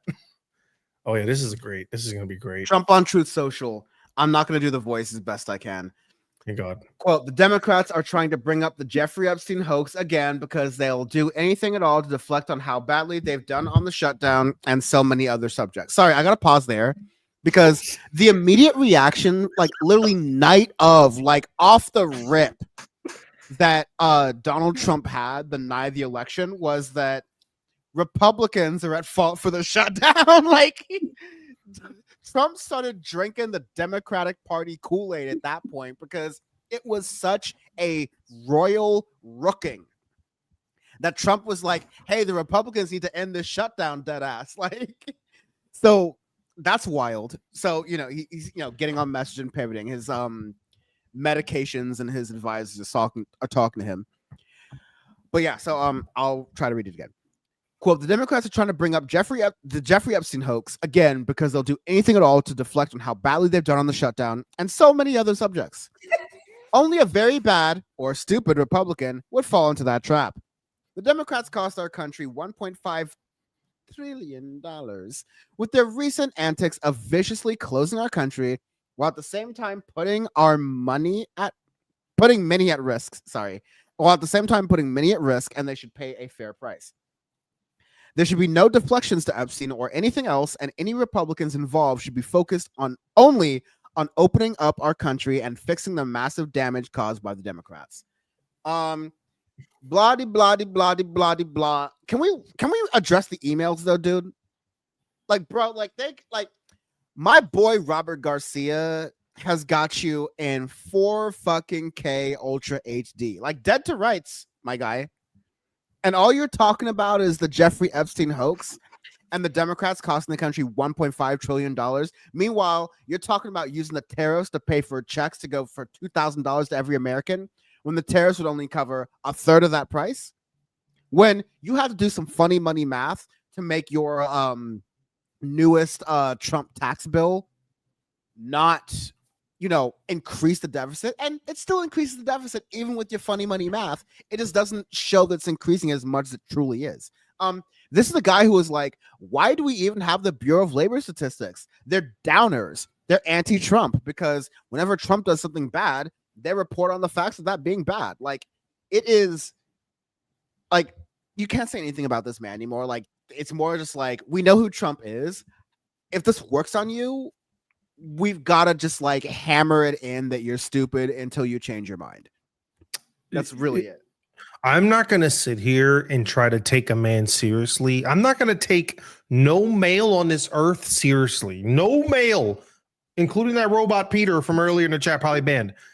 Robots and humans, you will not take us. I will not listen to you if you have a discussion with me and you say, and so many other subjects. What is that? What the fuck does that mean, man? What do you mean so many other subjects?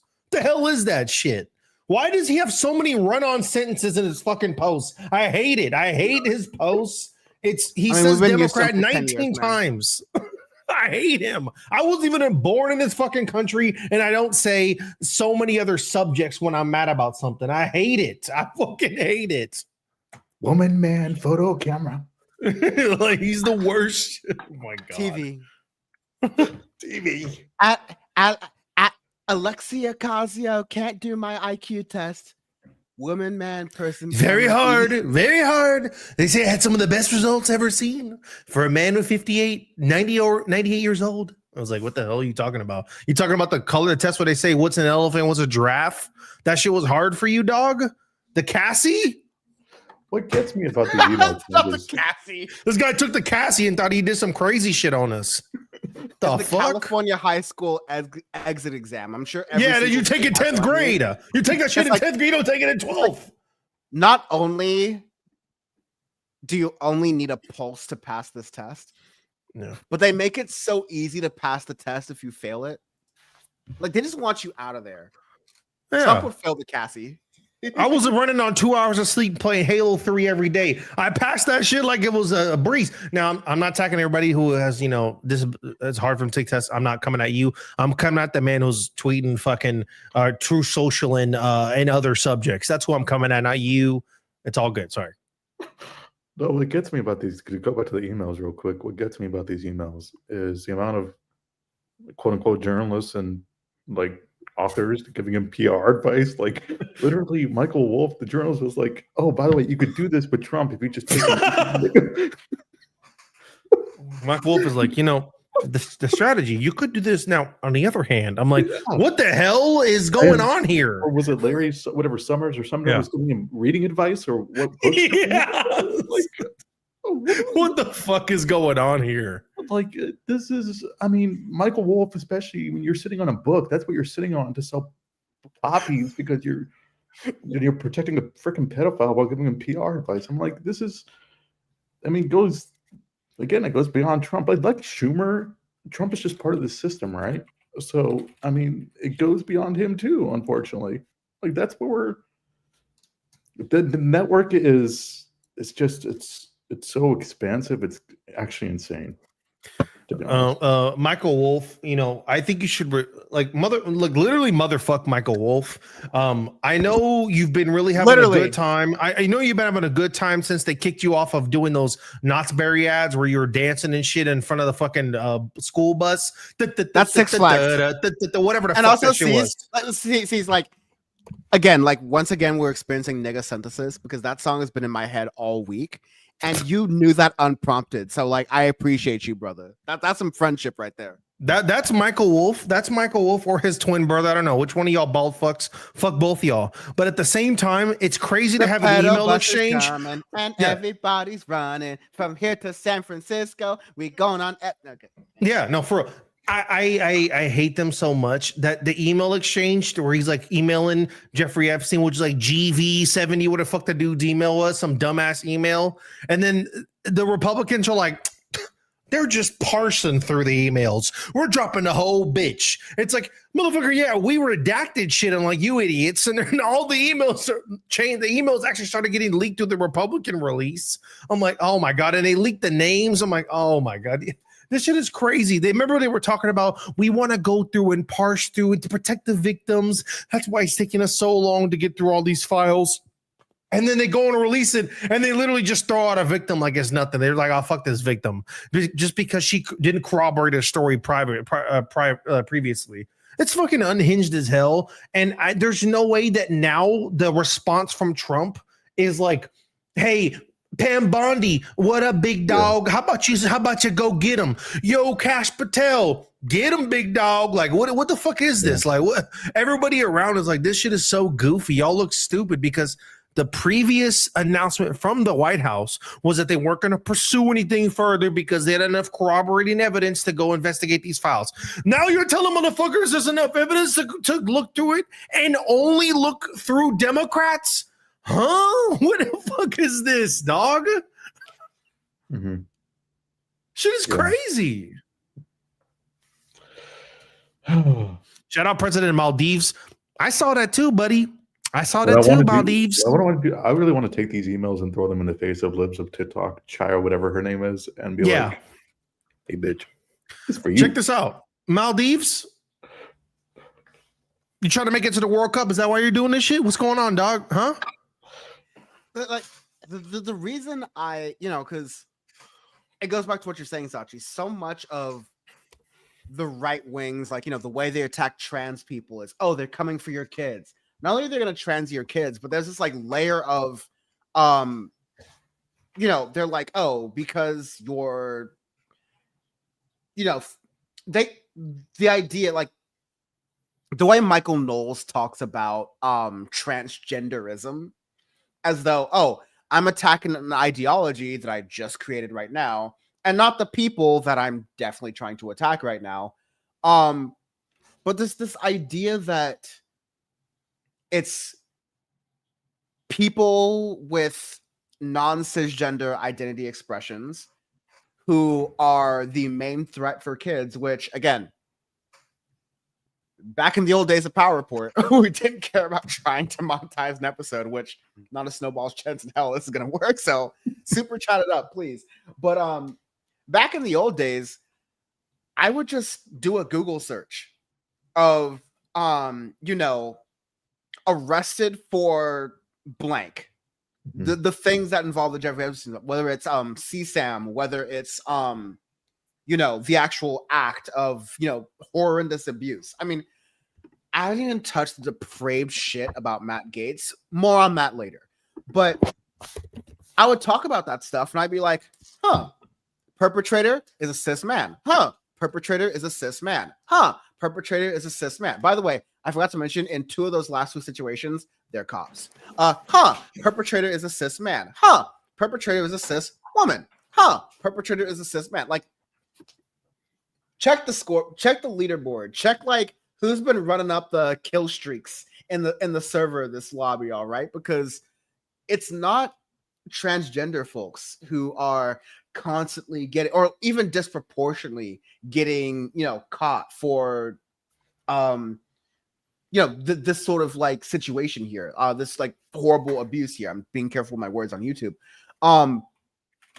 This is something that is largely done at the hands of cisgender men who, by the way, they're not, avid Chapo Trap House fans, right? They're not avid, like, these are just like, red-blooded conservative types who feel that their agency trumps that of many other women in their life, regardless of age. And then they project that onto what they don't understand. And so that's like kind of the sickening thing on this, is that like the party that's talking about, oh, we're going against the threats to our children. It's like the threats from your children are coming from inside the house. In case you didn't mention it, from the literal former Miss USA like pageant owner who would like casually walk into the dressing rooms of the young women, who was friends with the guy who's like, I like him barely legal. And that was Laura Ingram's phrase for Jeffrey Epstein's preferences. And Laura Ingram said something along the lines of, yeah, Jeffrey Epstein was known to like him barely legal. And occasionally you'd have some 15 or 16-year-olds that he was courting. It's like, stop, tap the brakes. The word barely doesn't apply to 16-year-olds. The word explicitly illegal applies to 15 and 16-year-olds. And like, please don't mistake any sort of like, laughing or joking here with, oh, this is fun. This is joke. This is banter. Like, I don't know how to rage and crash out. I do. But like, I don't know how to not do that if I can't just at least acknowledge the absurdity of these positions that people are having, trying to bend over backwards to defend Trump. It's like, okay, we've gone full on like, oh, they're going to start citing the Bible saying, well, hey, you think Abraham was, sleeping with women of his age? It's like, what are we doing here? What are we doing here? What? We can't feed kids, but we can F them. That's the American government right now. Are we serious? Are we serious? Mm-hmm. I'm gonna stop before I get really angry because like that's literally like we can't feed the kids, but we can F the kids. That's America right now. This is where you get, and I'll let you jump into this, but this is when we were talking about the class war earlier. This is the culture war, and it's like two different. It's like just a blitzkrieg, I don't know if that's the right word to use, but just two different angles that they're coming at and just striking down upon the people with their class war and their culture war, right? And these right-wing talking influencers and podcast hosts and,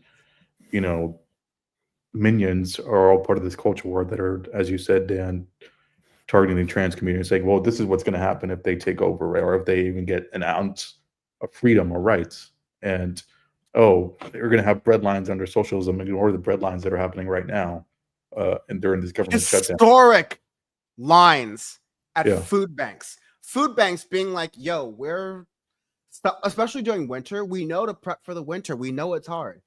We are not prepped for this scale of mass starvation, and we haven't even hit the world report yet. I don't even know if we're going to be able to do that much this episode, but like, we're not talking about mass starvation in Gaza. We're talking about mass starvation in Rhode Island. We're talking about mass starvation in New York. We're talking about mass starvation in California, in Georgia, in Kansas, in Minnesota, in Illinois. Like, failure of government. Sorry, continue, Sachi. And then before you begin, ceez, I want to play the clip of Laura Ingraham that I was referencing, and then you got the floor. But To play producer real quick, it's actually Megyn Kelly. They're very easy to confuse the two of them, but Yeah, don't be I racist, said Dan. Laura What Ingraham. the fuck? Okay, you know what? Both ceez and I have made the mistake. All white so women I aren't think- the same, Dan. Okay, you fucking asshole. Holy shit! They just have good. They just have good genes. Didn't you hear what Sydney Sweeney said? Sorry, go ahead. Laura Ingraham said the same thing probably too. Thank God all the women I'm into are hotter than Sydney Sweeney and Brown. But I would just finish with like it's and somebody brought up a good point where I mean I don't want to single out religions or anything, but they even said it's priests too, who are, let's be honest, like in many denominations of Christianity, whatever, are right leaning, and they're even spreading like we have to pray for Trump, things like that, right? Like he's a flawed man, he's this and that, and I think the religious aspect of this is also getting kind of not really looked over in that the power of the church, quite literally, to be like, look past his sins. He is trying to do God's work right now. You know what I mean? So unfortunately, it's like a multifaceted culture war attack that we're dealing with, where we see everything that's on, YouTube and other podcasts. But when it comes to literal halls of what's supposed to be religion and, prayer is actually not. So anyways, that's my rant on that. No, real. ceez, you get the floor after this. I just want to play the Megyn Kelly. Right? I'm going to play the Megyn Kelly clip that I'm making sure I've got the correct one. I'm going to play the Megyn Kelly clip that I was referencing earlier about, weird. I've never spoken about a Democratic politician or a Democratic pundit. And where, it's the Democratic pundit's take on the age of consent. It's always a Republican. And it's usually Matt Walsh. But like this time it's Laura Ingraham. And I think that's just like a special type of sick for it's like,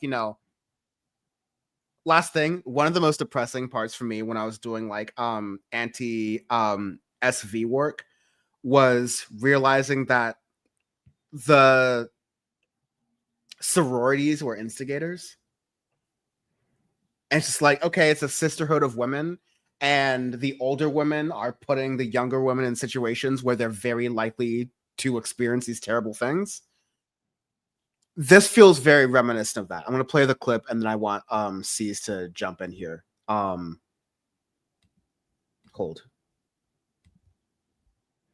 As for Epstein, I've said this before, but just as a reminder, I do know somebody very, very close to this case who is in a position in virtually everything, not everything, but virtually everything. And this person has told me from the start, years and years ago, that Jeffrey Epstein, in this person's view, was not a pedophile. This is this person's view, who was there for a lot of this, but that he was into the barely legal type. Like he liked 15-year-old girls. And I realize this is disgusting. I'm definitely not trying to make an excuse for this. I'm just giving you facts. That he wasn't into like 8-year-olds, but he liked the very young teen types that could pass for even younger than they were, but would look legal to a passerby. And that is what I believed, and that was what I reliably was told for many years. And it wasn't until we heard from Pam Bondi that they had tens of thousands of videos of alleged, forgive me, they used to call it kiddie porn. Now they call it child sexual abuse material on his computer, that for the first time I thought, oh no, he was an actual pedophile. I mean, only a pedophile gets off on young children abuse videos. She's never clarified it. I don't know whether it's true. I have to be honest. I don't really trust Pam Bondi's word on the Epstein matters anymore. Yeah. So I don't know what's true about him, but we have yet to see anybody come forward and say, I was I was under 10. I was under 14 when I first came within his purview. Look, you can say that's a distinction without a difference. No, it's not. I think there is a difference. Yeah. There's a difference between a 15-year-old and a 5-year-old. You know, it's just whatever. Sorry, the last thing I gotta say is that upon hearing this clip for now the third time today, I hate how the age keeps lowering in Laura Ingram's example. We go from 15 to 5 in a minute and 50 seconds. They toss it to you, but they live through the fucking meme. They live through that stupid ass meme where it's like, oh, she's 15, but she's at least she's not 5 or whatever the fuck that meme was about. I mein, there was. It's not PDF. It's a Phoebe. Yeah, a Phoebe, whatever that shit is, right? It's crazy because like my ears felt like they were literally bleeding through how crisp that audio is, because it's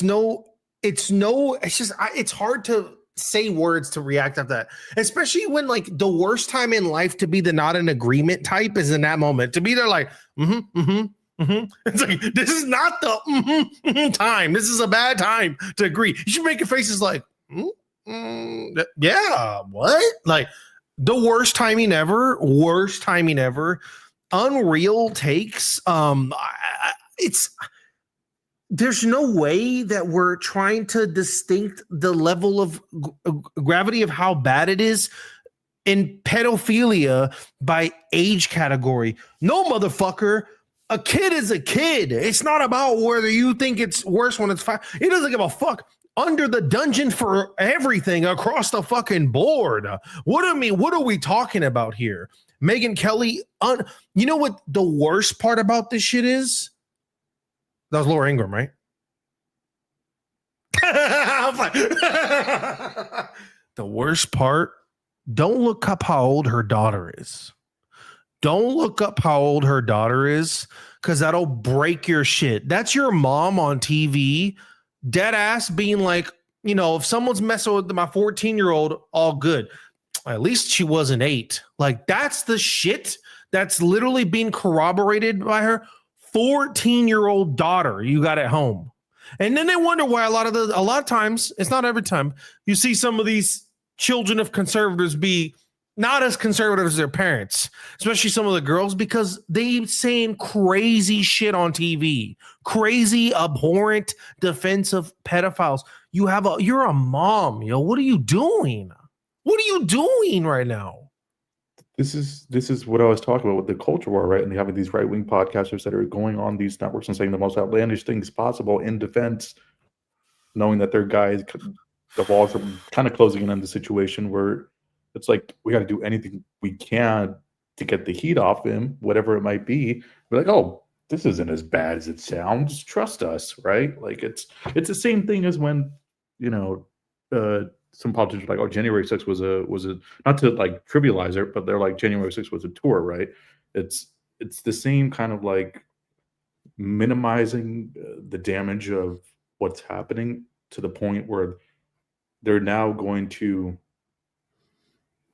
I mean, I don't know anybody in their right mind would not follow along with this or even, acknowledge it as reality. But there's some in that base who will be like, oh, yeah, this is somewhat, this is a social norm at the time, whatever it might be, or they'll try to, be like, this is excusable or defensible, or yeah, she's right, she's got a point, like it's much. We've come to expect crazy, but like the level of insanity, sees you right. It's hard to find words to describe it, but it's each level of insane keeps topping itself when it comes to what's happening here, especially in this situation. I mean, I don't know. In life, you hear a lot of people say statements, especially Dan. I'm just kidding. You hear people say statements that you make you go, "Come on, dog, relax," or "That's crazy," or "I gotta walk away. You're saying wild shit." But it's like, you're doing this on TV. Mm-hmm. You're on TV.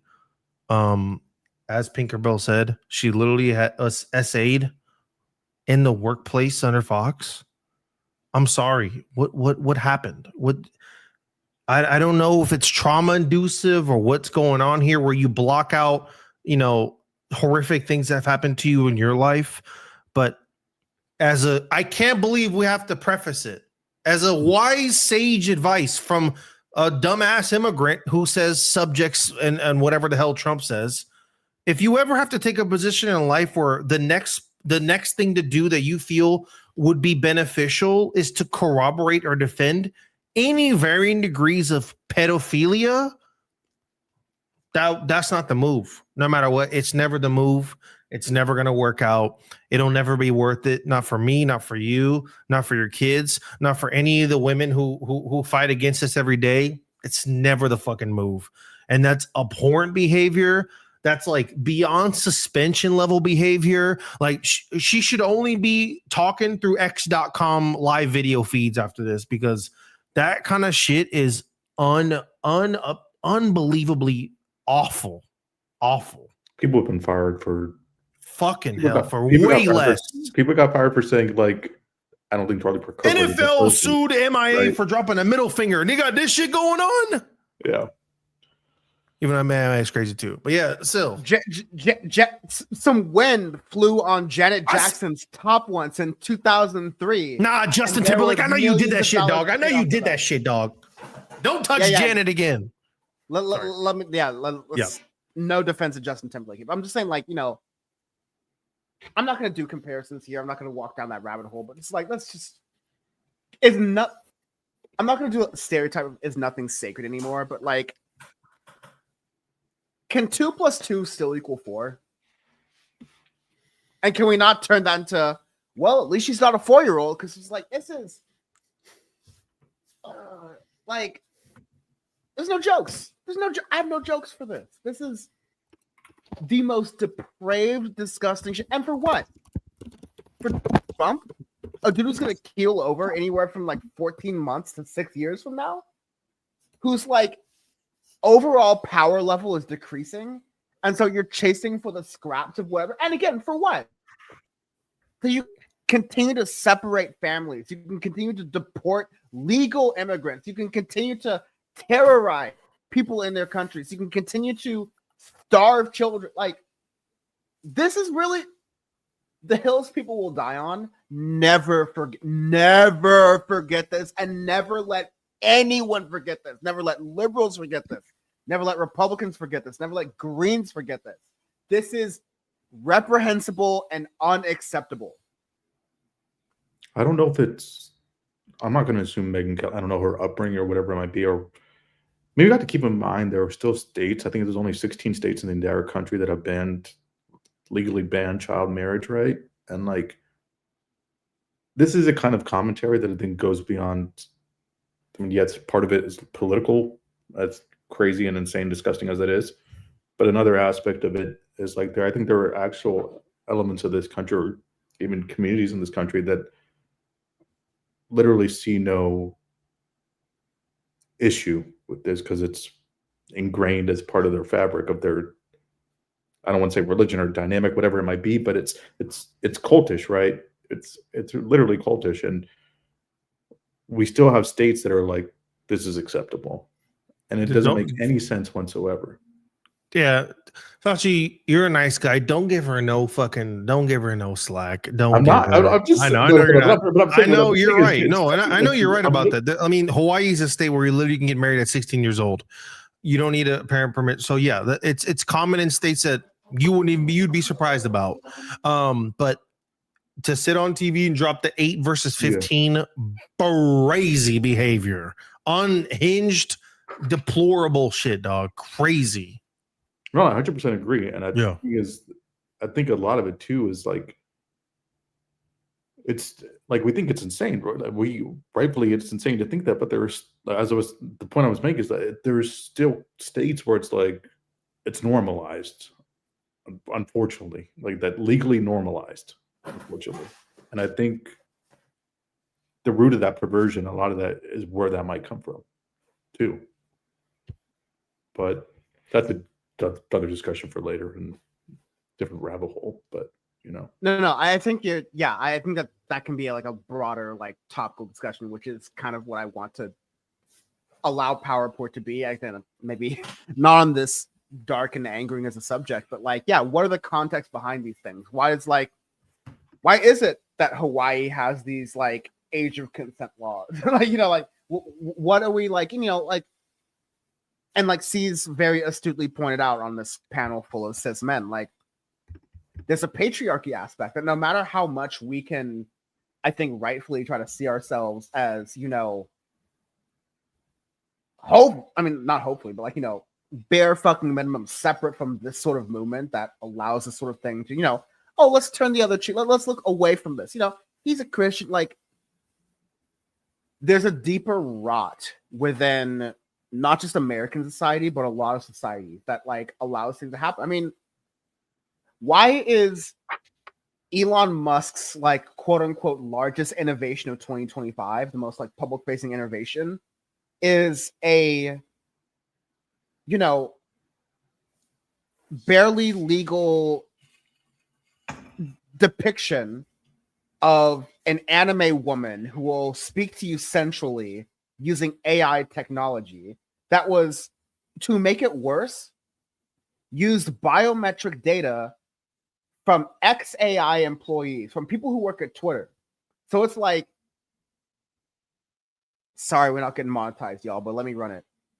Elon Musk invented digital rape by saying that you must give your biometric data to Elon Musk as a condition for your employment to use to feed into an AI sex bot that people can chat to, that flatters to them, and this happened in Canada too. Because Grok is built into Teslas now, if your kid is in a Tesla, that car might respond with some very sensual, grotesque thing. And it's like, these are the richest people in the world. We like, look up to them. This is Elon Musk. Really look up to that guy? It's like the high, like, this is when politics starts to get like unfun for me. So like, we got to move on. But like, this is just the height of disgusting society. And like, well, it's important to bring that up for sure, because that was, out of everything that we talked about, that was probably the most horrific thing. Is not just everything that Epstein said and everything that came out, but to see that reaction from it, even to take that stance, was just some of the most vile shit I've seen in a while. That was like, it shows a societal rot. And like, I'm not even going to, like, Donald Trump is trying to push aside from this by saying that, we're going to have the Department of Justice investigate Democrats, or people who are perceived as Democrats, or basically people who are not MAGA.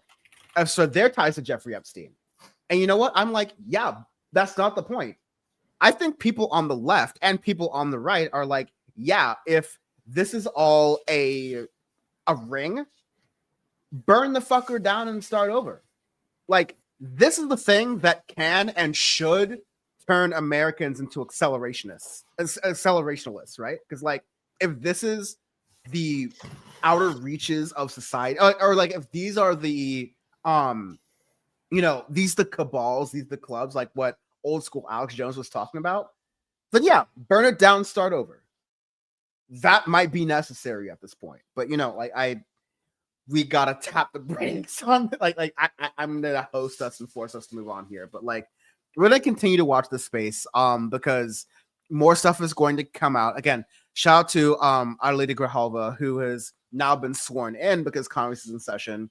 She has forced the discharge petition. And so Mike Johnson may be able to stop a vote on Affordable Care Act subsidies, which is a whole other different situation, but we'll talk about that in future domestic reports this year, I'm sure.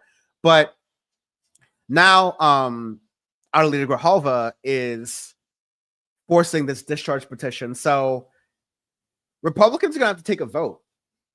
And everything Laura Ingraham says to defend Donald Trump is like digging a deeper hole that Republicans are going to have to either, I think Thomas Massie is going to courageously vote himself out of this hole, which is no thanks to Thomas Massie, but the bare fucking minimum you can and should be doing.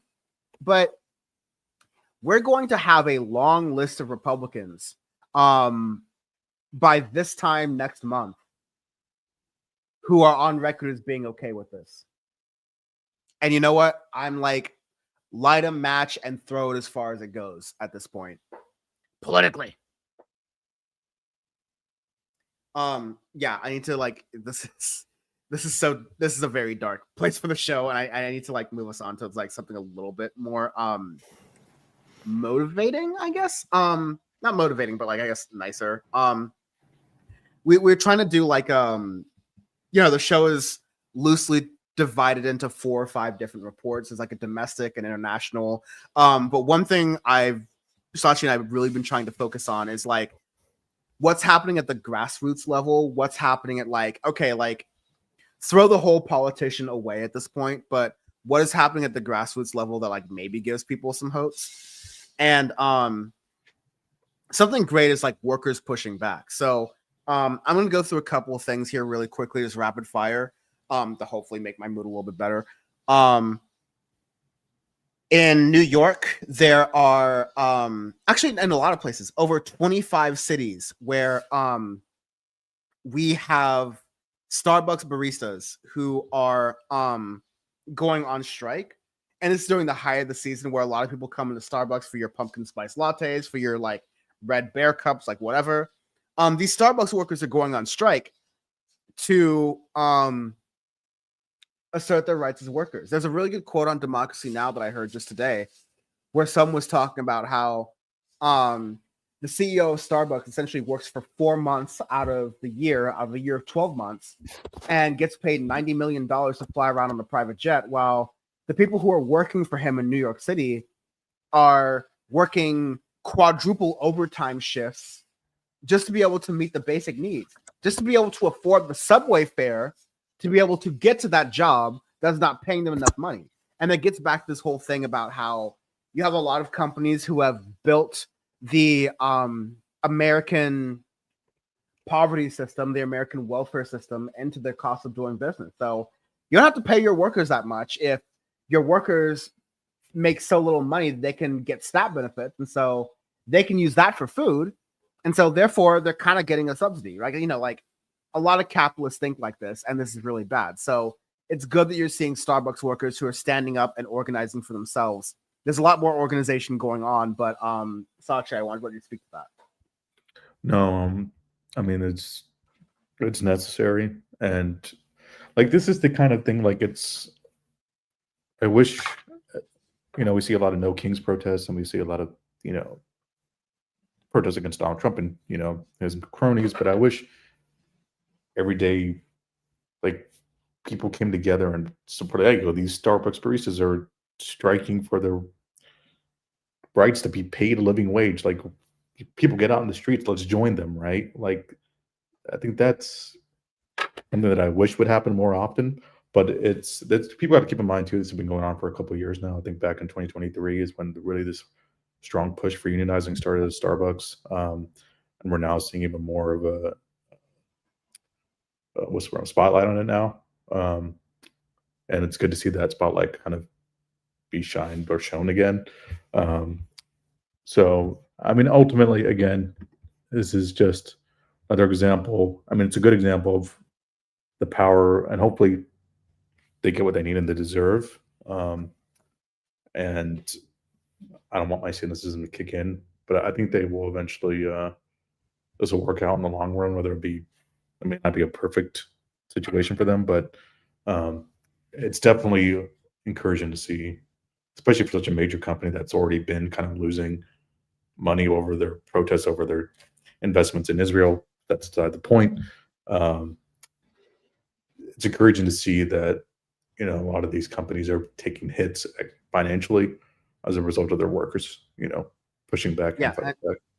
And shout out to Mayor Belta-ass Zoran Mamdani himself, mayor-elect, who basically said, no contract, no coffee, calling for a citywide boycott in New York City against Starbucks. He was saying he's not going to be getting Starbucks anymore, honestly, since even before Palestine. I just got to say Starbucks just has the shittiest coffee, no context. Like, the only benefit of Starbucks is that because of those dudes out in Pennsylvania a couple years back, it's racist if a Starbucks employee doesn't let a black person use a bathroom. And so that's been helpful for me moving it through New York City. It's just like, hey man, you want a lawsuit or you want to let me pee for 30 seconds? Like, your choice, brother. But no, like I think seeing people in positions of power who are standing with workers is, very crucial and very important. See, I want to add this, like as I mentioned, we're doing like a these are some good things that are happening on the grassroots level to kind of like cleanse our palate a little bit. I'm going to mention another thing in a similar worker vein that I want you to jump in on, just like this overall stuff. But from Starbucks to Skydance, this is a little bit more, LA focused, or at least like Hollywood at least. But actually, no, not Hollywood, but because this covers a media company that does news, entertainment, sports, etc. But ever since the merger of Skydance, which is the Ellison-owned company, buying CBS, Paramount Global, which is a big, the Columbia Broadcasting Service, the major broadcaster in the United States, private broadcaster, along with Paramount, major film production company, you are seeing, these 600 Paramount employees are taking severance packages instead of complying with this return to office mandate of 5-day work weeks. And these mandates are, I think, somewhat deployed cynically by these executives to try to like thin the herd of workers who they deem as lazy and like not pulling their weight in the company. And, like many of the executives that have come before them, it shows a fundamental misunderstanding of the relationship between management and creatives. Whereas like the best work comes out of creatives if you let them cook. The worst work comes if you try to like spreadsheet manage them. And they will just leave to another company with big pockets who will just let them cook. Right now, it seems to be like Apple is that company that's going to let creatives cook, especially in like the media space for what they're doing. Less so with sports and news, but definitely with entertainment. But yeah, you're seeing these workers stand up for this return to office mandate. And you've also seen workers from Paramount Skydance who have quit because of Barry Weiss's appointment. Barry Weiss needs no introduction, hopefully, here for this audience. But because of her appointment to CBS News, people were leaving before she got appointed, as she was getting appointed, and now after, saying like, listen, whatever CBS News does after this is like them, but I put whoever is leaving, I put my name onto good work. And so I'm not going to be around for whatever this company is going to become to be, because they're not going to be putting out good work. I think it's one thing and a very good thing for like very, very working class people to like find that class solidarity, be like, we have barely nothing, let's unionize. But I also think it's an even bigger thing for people with office jobs who are like, yeah, we have, barely nothing plus a couple $1,000 extra a year in our salary and maybe some like benefits here and there. But we need to be treated like people too. And in order to do our best award-winning work, we need certain conditions. And if you think you're going to AI our jobs out, okay, ass out. Send Paramount to the sun. We're good. I love that energy. ceez, run it. I mean, 100% corroborating what you say. You know, I may or may not be at a place where this also happened. I don't know. Maybe I work at a company where this kind of happened. The RTO thing happened and it was met with universal disdain. And it's on top of maybe it's a company who's also dealing with tariffs and everybody hated the response from the company from it. I don't know. Maybe I work there. Maybe I don't. Who knows? But I will say this. I don't think no, so. No, absolutely not. I'm just I'm a ghostwriter. So for what's her For name? Drake. No. That means I'm actually talented. I'm a ghostwriter for a Sexy Red. So, anyways, Whoa. We want to accept slander for Sexy Red, but that's a different podcast. Okay, Young Lean. So I'm a ghostwriter for Young Lean, and and I might tweet on Complex's Twitter account too. I just want to say that I saw some responses. You know, people are taking action and. You know, they don't really realize, but the more you try to create class war, you try to step on the people, you try to squeeze down as you're stepping, because they were stepping on us before. But now they're trying to really squeeze out. You know, when you get the Play-Doh and you push it together and a little bit starts to come out on the sides, they're trying to really just destroy us. People's responses, whether they realize it or not, has been fantastically left-leaning. I've seen employees for certain organizations that I don't know about going on Glassdoor to review bomb their experiences at these companies, tanking their ratings and being honest about the thing and being honest about the treatment. Companies giving families, not only are they just telling people to go back to the office, but they're giving them shorter and shorter timelines, telling the people with families 60 days you got to switch back to the office. Motherfucker, hello? Do you know what childcare is like in this country? Do you know how difficult it is to get these means set up? And also, you've just increased my expenses significantly monthly to come into this office, and you did not give me a pay raise.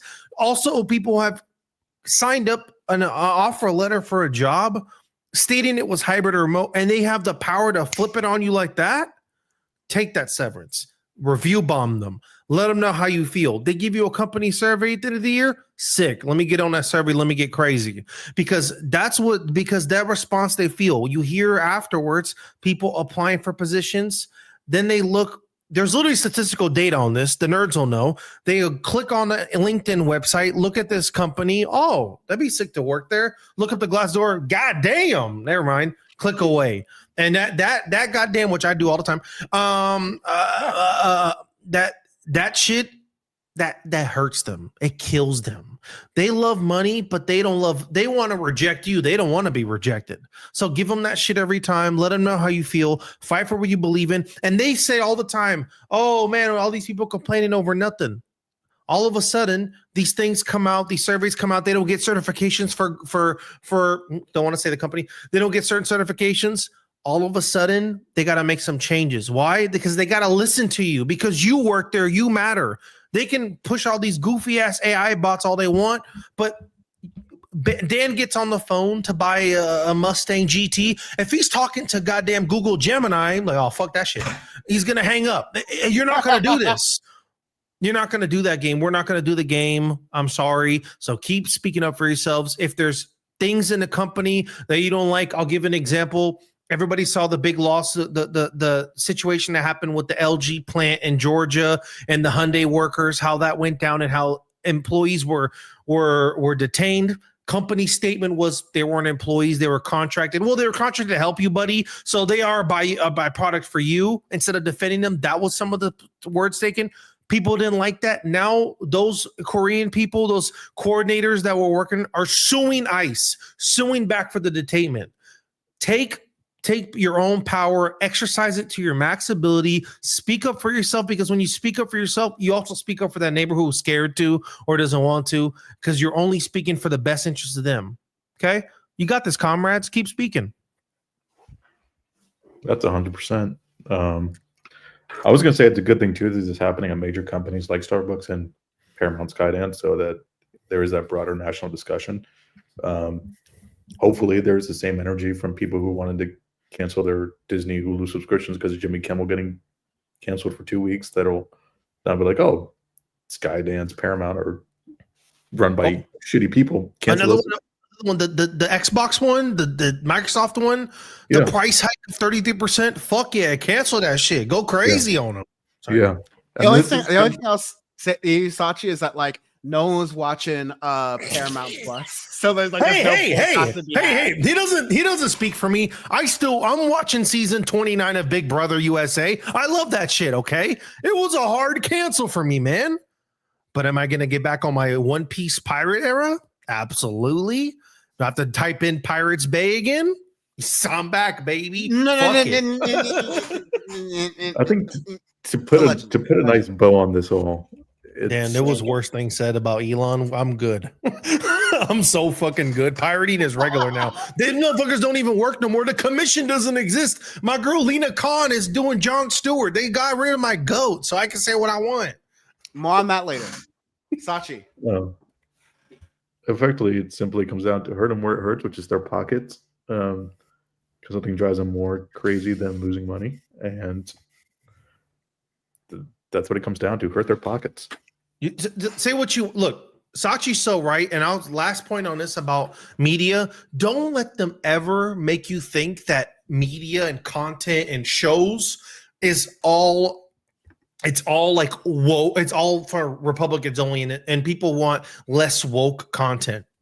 Don't let them tell you that. I'll give you a great example.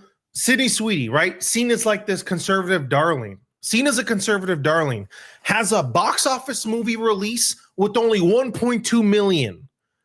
They talk shit on all the woke stuff, all the top 10 movies, all considered woke garbage, billions in revenue, billions when it's diverse, different spaces, different stories.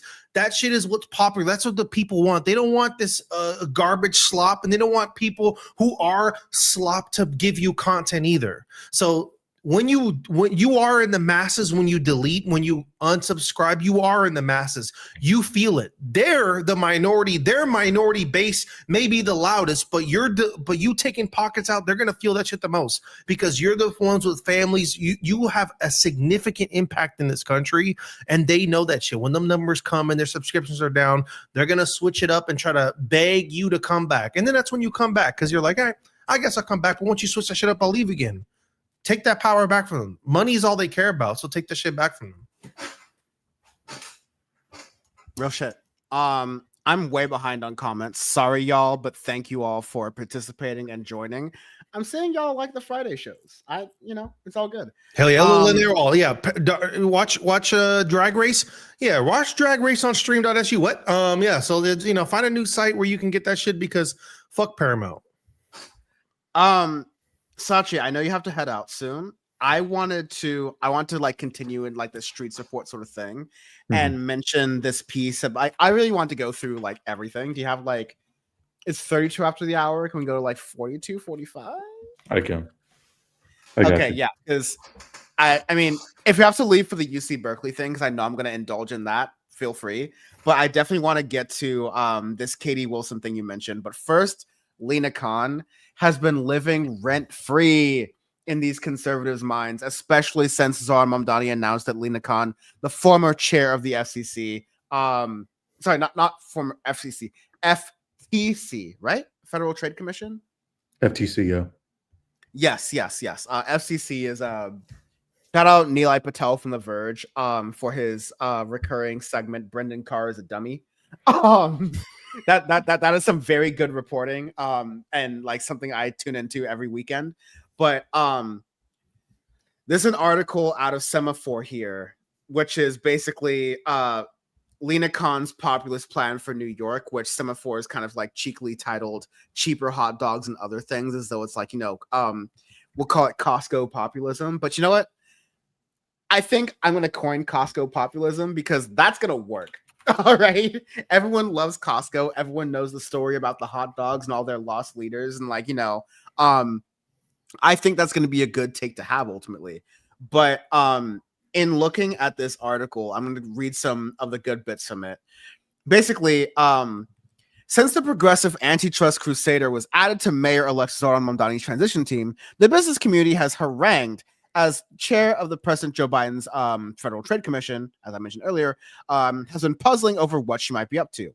Local politics, after all, is a strange soapbox for trust busting where federal law reigns.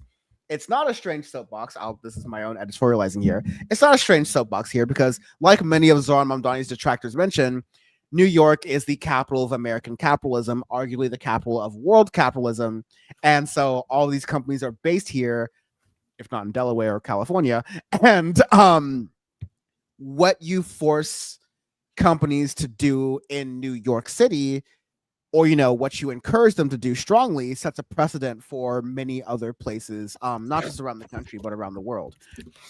People familiar with the reading back from the 7-4 article, and again, shout out to Liz Hoffman, who's their business and finance editor, at least for preparing this piece. I'm not sure if I like their opinions, but reading from the piece, people familiar with the transition and her thinking have an answer. Khan has been scouring city and state laws, some overlooked by past mayors and some too new to have been tested yet, for legal footing for Mamdani's priorities. It's a skill that the Yale-trained lawyer wielded while running the FTC, where she dusted off laws, some dating from the early 20th century, and sued companies under novel theories of harm. Quote, excavating and enforcing the law, end quote, is how one advisor put it. And there's one thing before I throw it to you, Sachi, that I thought was really interesting because in addition to this, like, you know, solidarity with Starbucks workers thing that came out, Zohran, either very close to the end of his like actual campaign or very close to the beginning, basically announced this what I call the fuck landlords policy, which is if you're a landlord in New York City and you have some scaffolding that has been up that, you know, poses some harm or danger for way too many years for the scaffolding to be, like, if it's been up for like 2 or 3 years and no work is getting done, that's just a hazard for the people walking below, walking above, and potentially living in the unfinished building. If you don't do those repairs, the city will fine you. If you continue to not do those repairs, the city will do those repairs for you to protect those citizens, to protect those tenants, and then they will bill the landlord. If the landlord doesn't pay that bill, they will put a lien on the property and potentially seize the property if the landlord doesn't actually pay that lien back. Liens are a very common thing in housing law around the United States. It's built into the bitch. And not only are these Zohran Mamdani's wild socialist policies that people like Patrick Bet-David have been criticizing, is like, oh, this is wild and out of the top. Zohran Mamdani can do this shit day one because this is already New York State law. I'm sorry, this is already New York City law. New York City has a Department of Buildings, and they can do all of this stuff already. Zohran Mamdani is mayor-elect. He's not going to be mayor proper until early January. This is all stuff on the books. It's just interesting that the other mayors who have been predominantly Democrats and independents for the past 20 years, save for Giuliani, have just chosen to not enforce this law to the point where it's such a problem for New Yorkers. And I'll mention this last thing in like a very like personal setting. I've maybe mentioned, you know, a little bit privately, but a little bit publicly that I started a tenants union in my building because I got sick of seeing the elderly aunties and uncles in my building with the broken elevator in our very tall building, struggling and going out of breath to carry groceries up the floors. And I will help them when I can, but like, I'm only one person, not everyone can help. So I did my favorite thing to do, which is bully landlords. And I helped draft the document. I helped get it signed by all the tenants in my building. And we were like, yeah, fix this fucking elevator or we're going to form a tenants union and we're going to go hard in the paint. And I left earlier this week and the elevator was broken. I came back a half hour before the show. That bitch was fixed. Caesar, and they're like, Caesar, say it with me. Bullying works. Where it really does. It really does. Bullying works. Especially when you get a crowd behind you. Yeah, especially when you have people power behind you.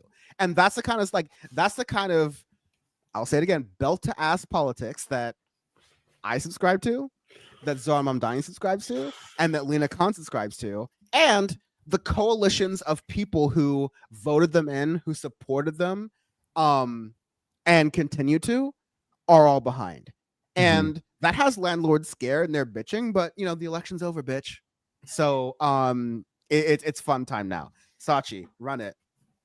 I was gonna say that has landlords, that has a lot of corporates, that has a lot of Well, rich people scared, that has a lot of. Can I say just one quick thing? Yeah. One quick thing. Just one, Sachi, and then you guys can go. I just want to say one quick thing. I'm not addressing that Marjorie Taylor comment in the chat. I'm not. You want me to address that? That's a little bit true, but we're not going to address that comment in the chat. It's a little bit true. It's a little bit true, but walkers have rights too, folks. They did not consent to being walkers. Let's talk about the walkers on Attack on Titan. We don't talk about it enough. Anyways, don't put it on the screen. Whoever the hell is this dad from the internet and free ceez characters, they most likely support Marjorie Taylor Greene and are woke. Need to be canceled. Thank you for your attention to this matter and many other subjects. Is the part you missed, by the way. You're supposed to say many other subjects.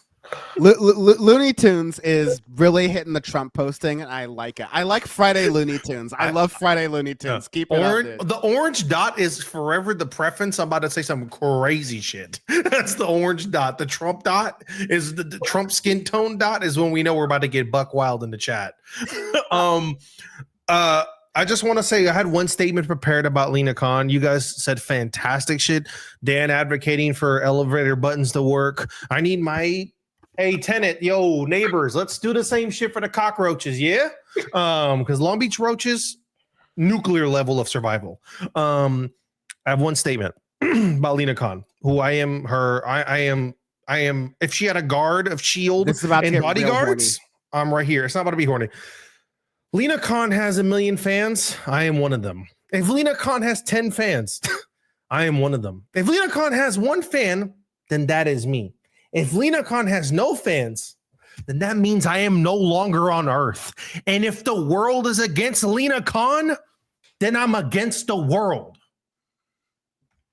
That's my statement. That's it. Thank you.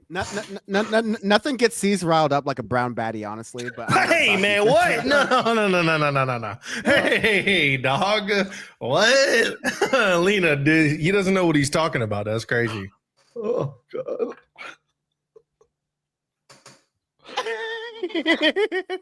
Or Sachi maybe wants to leave the podcast now. Sachi, can I leave with you, please? I don't even want to be here. I want to play Valorant. Can I go? What I was going to say was, this is what happens when you surround yourself with people who know what they're doing, and it's refreshing to see. Look, I mean, I know some people are waiting on Zoran to get rid of the police chief or whoever it is. That'll be figured out later. But his transition team right now is already showing a blueprint of what he's actually envisioning.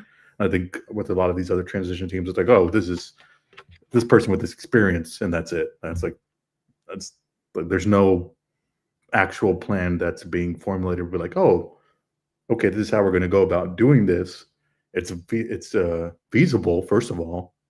It's illegal, second of all, and third. Well, I guess first of all, it's legal. It should be the number one priority in that regard. Second of all, it's feasible, which is the big thing. So it's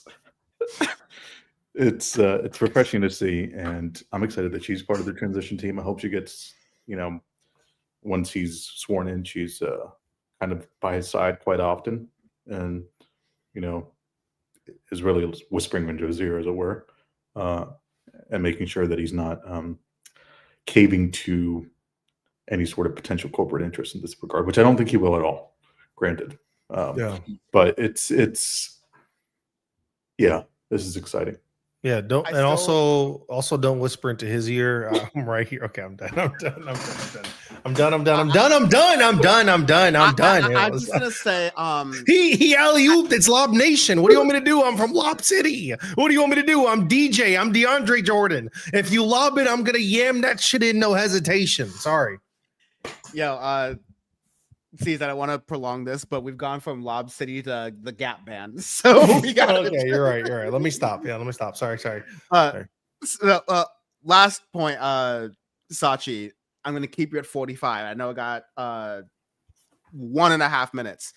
Tell us about this race in Seattle with Katie Wilson becoming the mayor, and contextualize for us. To be fair, it came across my radar only literally 24 hours ago. I should have been paying attention more, but it came across my radar 2 hours ago. So same. I Someone know on my radar right now. I know Fran, friend of the show, was talking about, had her on her show live like a couple months ago or something, a year, something like that, way back when. So that's how I found out, by the way, first of all. But shout out.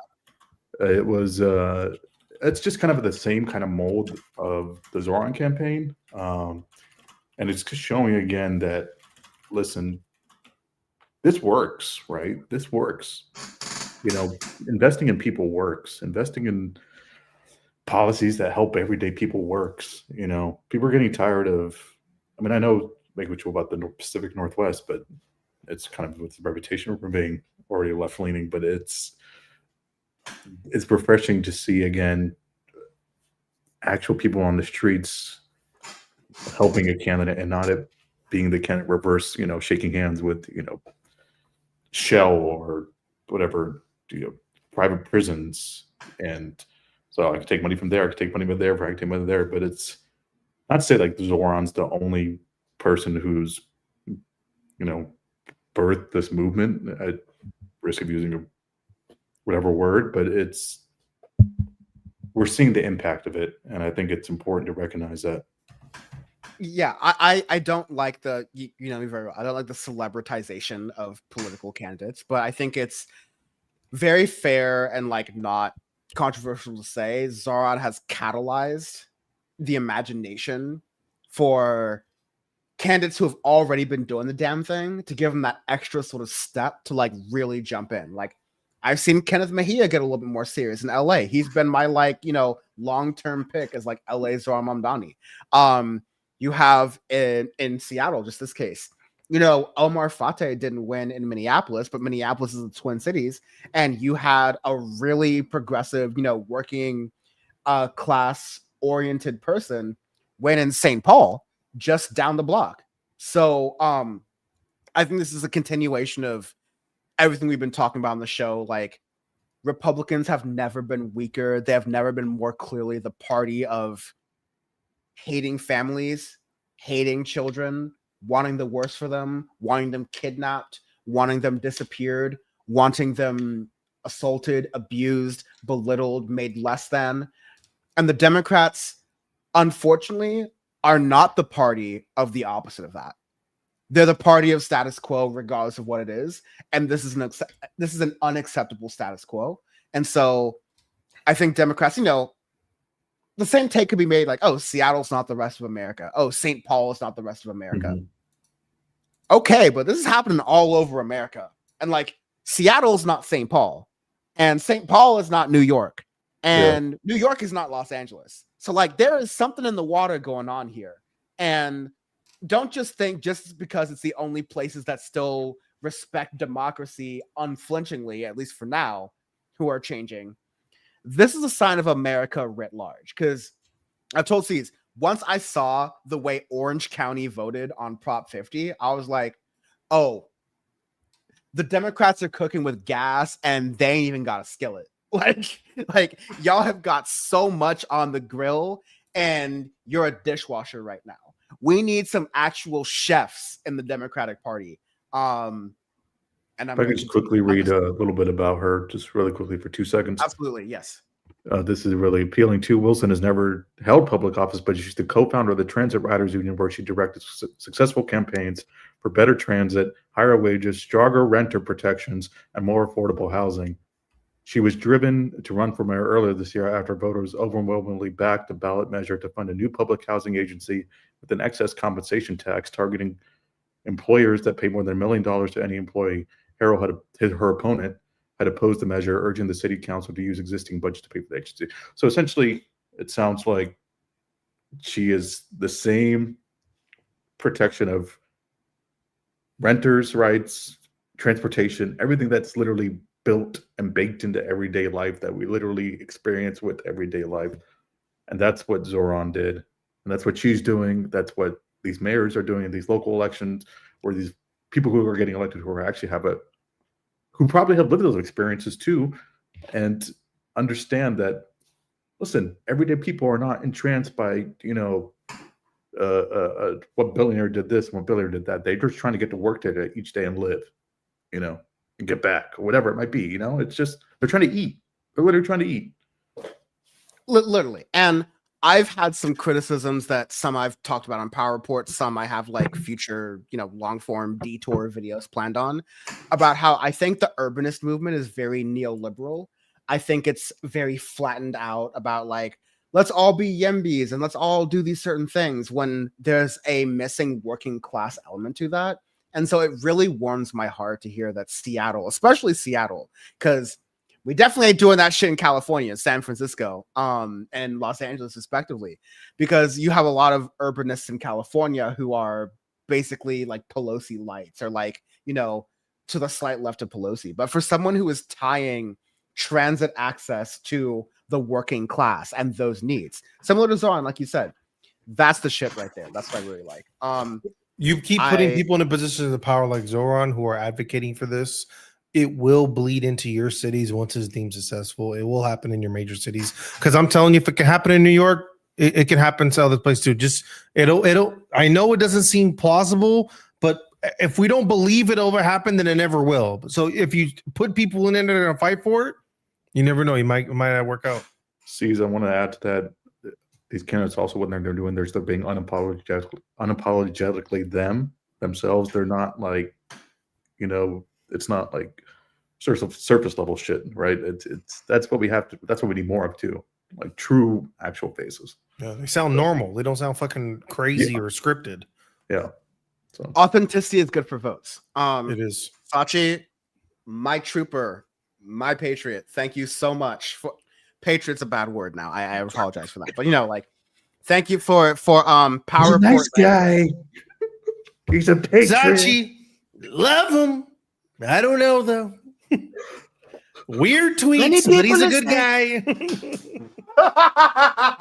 Okay. Sachi, you rule. I'm glad you're back out of retirement. Did you? A little bit close to sun someday, but I love your perspective. I love you here, and of course, like I'm glad, folks, in the chat, in the comments, please give some Sachi a round of applause, because on my worst days, those are not a reflection of Sachi. If the show even exists, it's because of Sachi. So give the man his flowers, and this will be one of many episodes where you will be not just, of course, producing, but I think giving voice to some of like the great insights and stuff that you're collecting, along with your wonderful perspective. So thanks for being on the show. I wish you nothing but a great weekend. And thanks for holding it down for me while I paid zero attention to politics this week. Thank you, Dad. Thank you, Ceez. Peace, everybody. Have a good night. Ceez, 9 more minutes before I gotta start paying you overtime. So I'm gonna make it count. Alma mater season, baby. Okay, so Ceez has been around the block with me a little bit, in many stretches of the word, and I respect him. I appreciate him for it. But Ceez remembers, honestly, one of the. I'm gonna gas myself up a little bit. Wearing my all gas no break shirt. The original free speech wars in 2017, in the first Trump administration, of which that I decided to cover on kind of my own volition, and then, started sending that work along to TYT, and the rest is infamy, if not history. That work, I was able to help radicalize folks like Hassan and Emma through their own, influences as well, and other folks at TYT like Jank and Anna were really good on this because of a lot of my reporting. But I was on the number of Republicans trying to hold events on college campuses, saying the wildest, most disrespectful things about people. Forget about law and politics and opinion and free speech. This is just shit you wouldn't say across the dinner table to another person. And they made this their entire career. And, back in my day at Berkeley, we didn't fuck around. Like we nearly lit our concert hall on fire the last time they tried to bring right wingers there when I was there. You know, fast forward to right now, it's a different situation. And Turning Points USA held an event at UC Berkeley, and people were getting arrested by hanging signs and, you know, writing things in chalk near the main entrance of the campus at Sather Gate. People were arrested for, you know, wearing white shirts with red coloring on them. Just do that what you will. Who were, like, you know, at the protest. Basically, forget it just being a place I went to that I apparently keep bragging about as though I went to Harvard. But it is... UC Berkeley has been used as a cudgel by Republicans since the Reagan era, and frankly, even earlier, since the Vietnam War, as like, oh, we love free speech, but we don't like it when it's against our political agenda and popular, so we're going to crush it. We're going to send the National Guard to UC Berkeley. We're going to Tiananmen Square People's Park. We're going to try to do that. Shout out People's Park, which is now a fucking dorm now for whatever reason. But I think it's just really interesting. Like, first of all, I'm really glad to see the resistance that, you know, people at UC Berkeley still have with, like, saying, yeah, sure, this is a public university. Yeah, sure, like, anyone can be spoken and can be booked here. But if you can book anyone you want to, and the students get to say whatever they want to as well, peacefully and non-violently, or, you know, like, aggressively even, right? But the fact that you have this, like, overweighted police presence, the fact that you have Trump's Department of Justice trying to look into UC Berkeley as though they did something wrong by these college students protesting and, you know, practicing and doing a test drive on their First Amendment rights here. I'm sorry. I'm putting my old head tactics aside about, like, okay, you could have done this, you could have done that. I'm just going to say, UC Berkeley is built different. Californians are built different. Don't call us weak. Don't call us whatever, because look at the action we're on the West Coast, up and down. And there's some pointers that we can learn from each other all across the country. So I'm happy to see that at UC Berkeley, there's still that spirit of, you're not going to make jokes and make money off of the idea of deporting my roommate, my dorm mate, my neighbors, my brothers, my sisters, my cousins, my mama, my father, my abuela, like whatever. That sharp stance needs to be had, even in the face of censorship from the government. And that means a lot coming from a massively prestigious public institution that is funded by the government, both the federal and the state. And while the state government and the government of the University of California, the regents of the University of California, one of which, by the way, is greasy Gavin Newsom, while they're all capitulating to the federal government and allowing students to be investigated, allowing UC Berkeley to essentially send a McCarthyite-ass list, the federal government, of people who practiced and participated in Palestinian protests during that time. Despite all of this, the fact that students are resisting is such a good thing. And I'm glad that, you know, there's no hope with the politicians we have in this country. There's so much hope with the people. That's my main take. Ceez, please go ahead. You're 100% right. Just think about this in history. I know. So Berkeley coded. I just tell you something right now. You know you're at an interesting time in life where UC Berkeley and the Roman Catholic Church are in the same lockstep agreement on something. And that is especially when it comes to deportation and inhumane treatment of Americans and people in this country. They are in lockstep.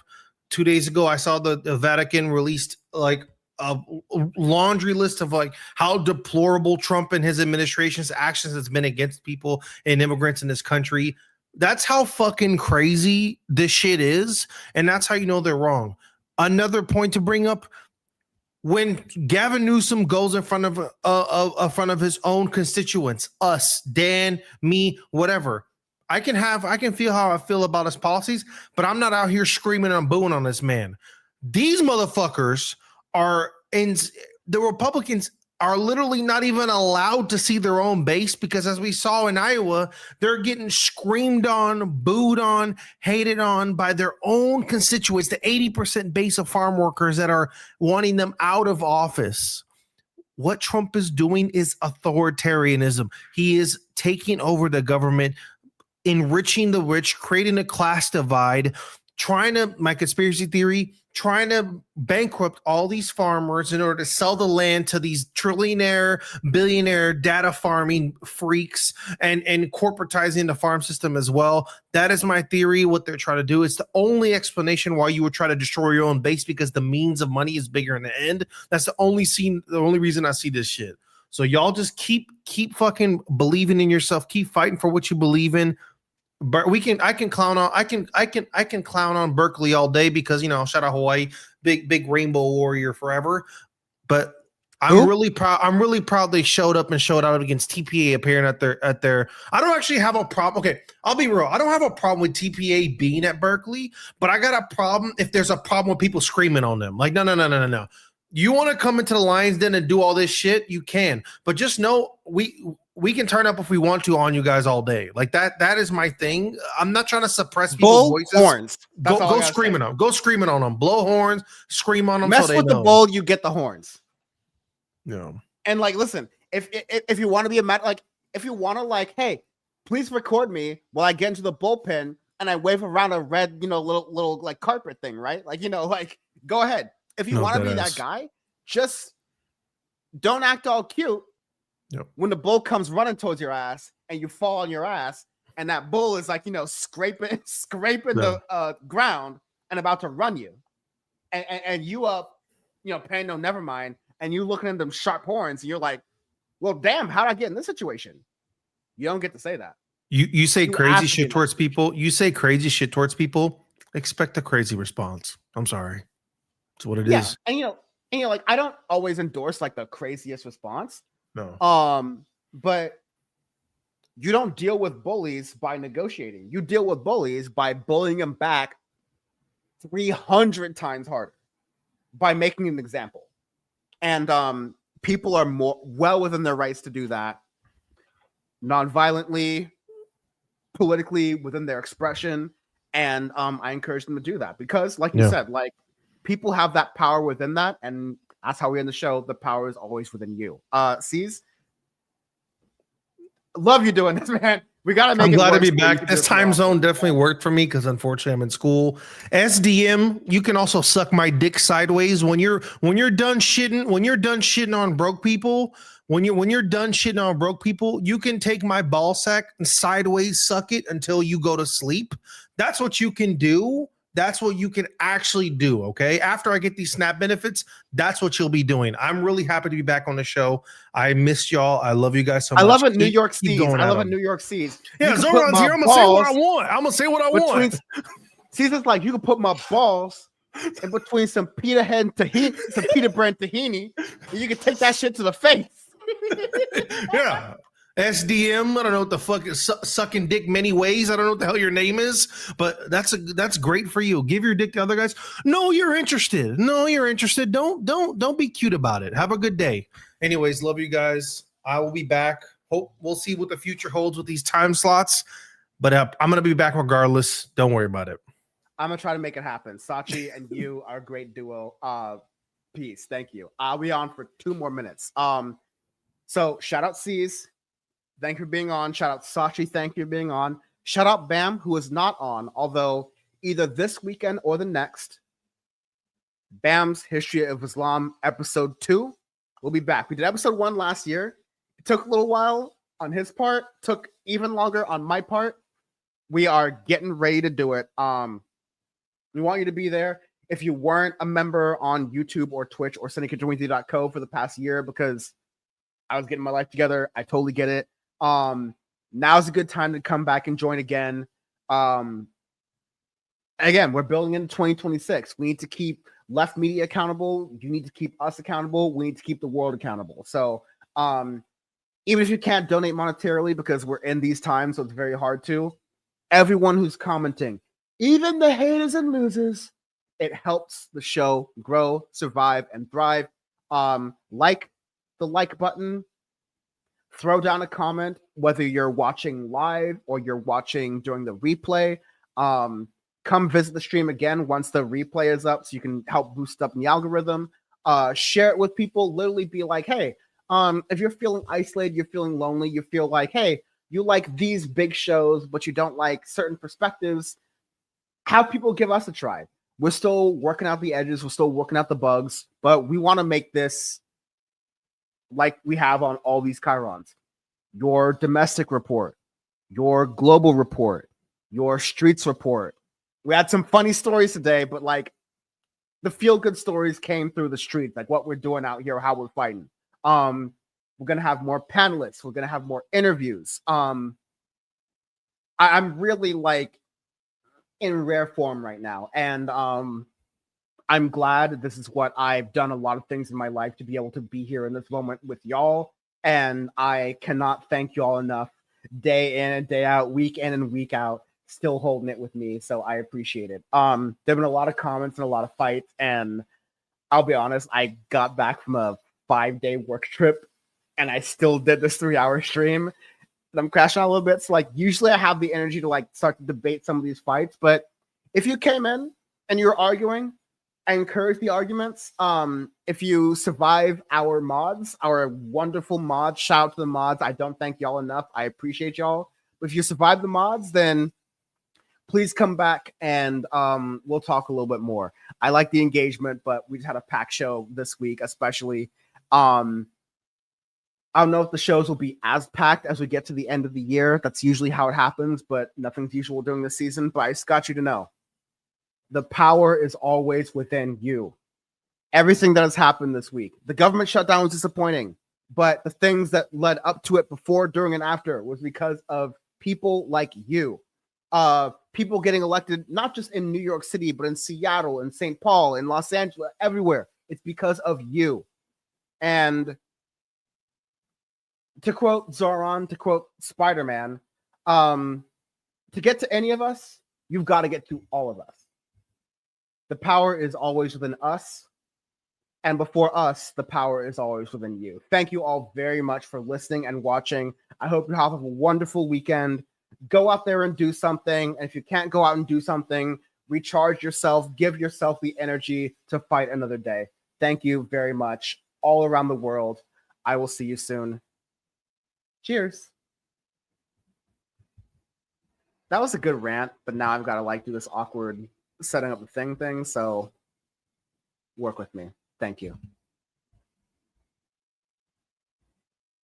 Doing a news show, and that is what happened in the news.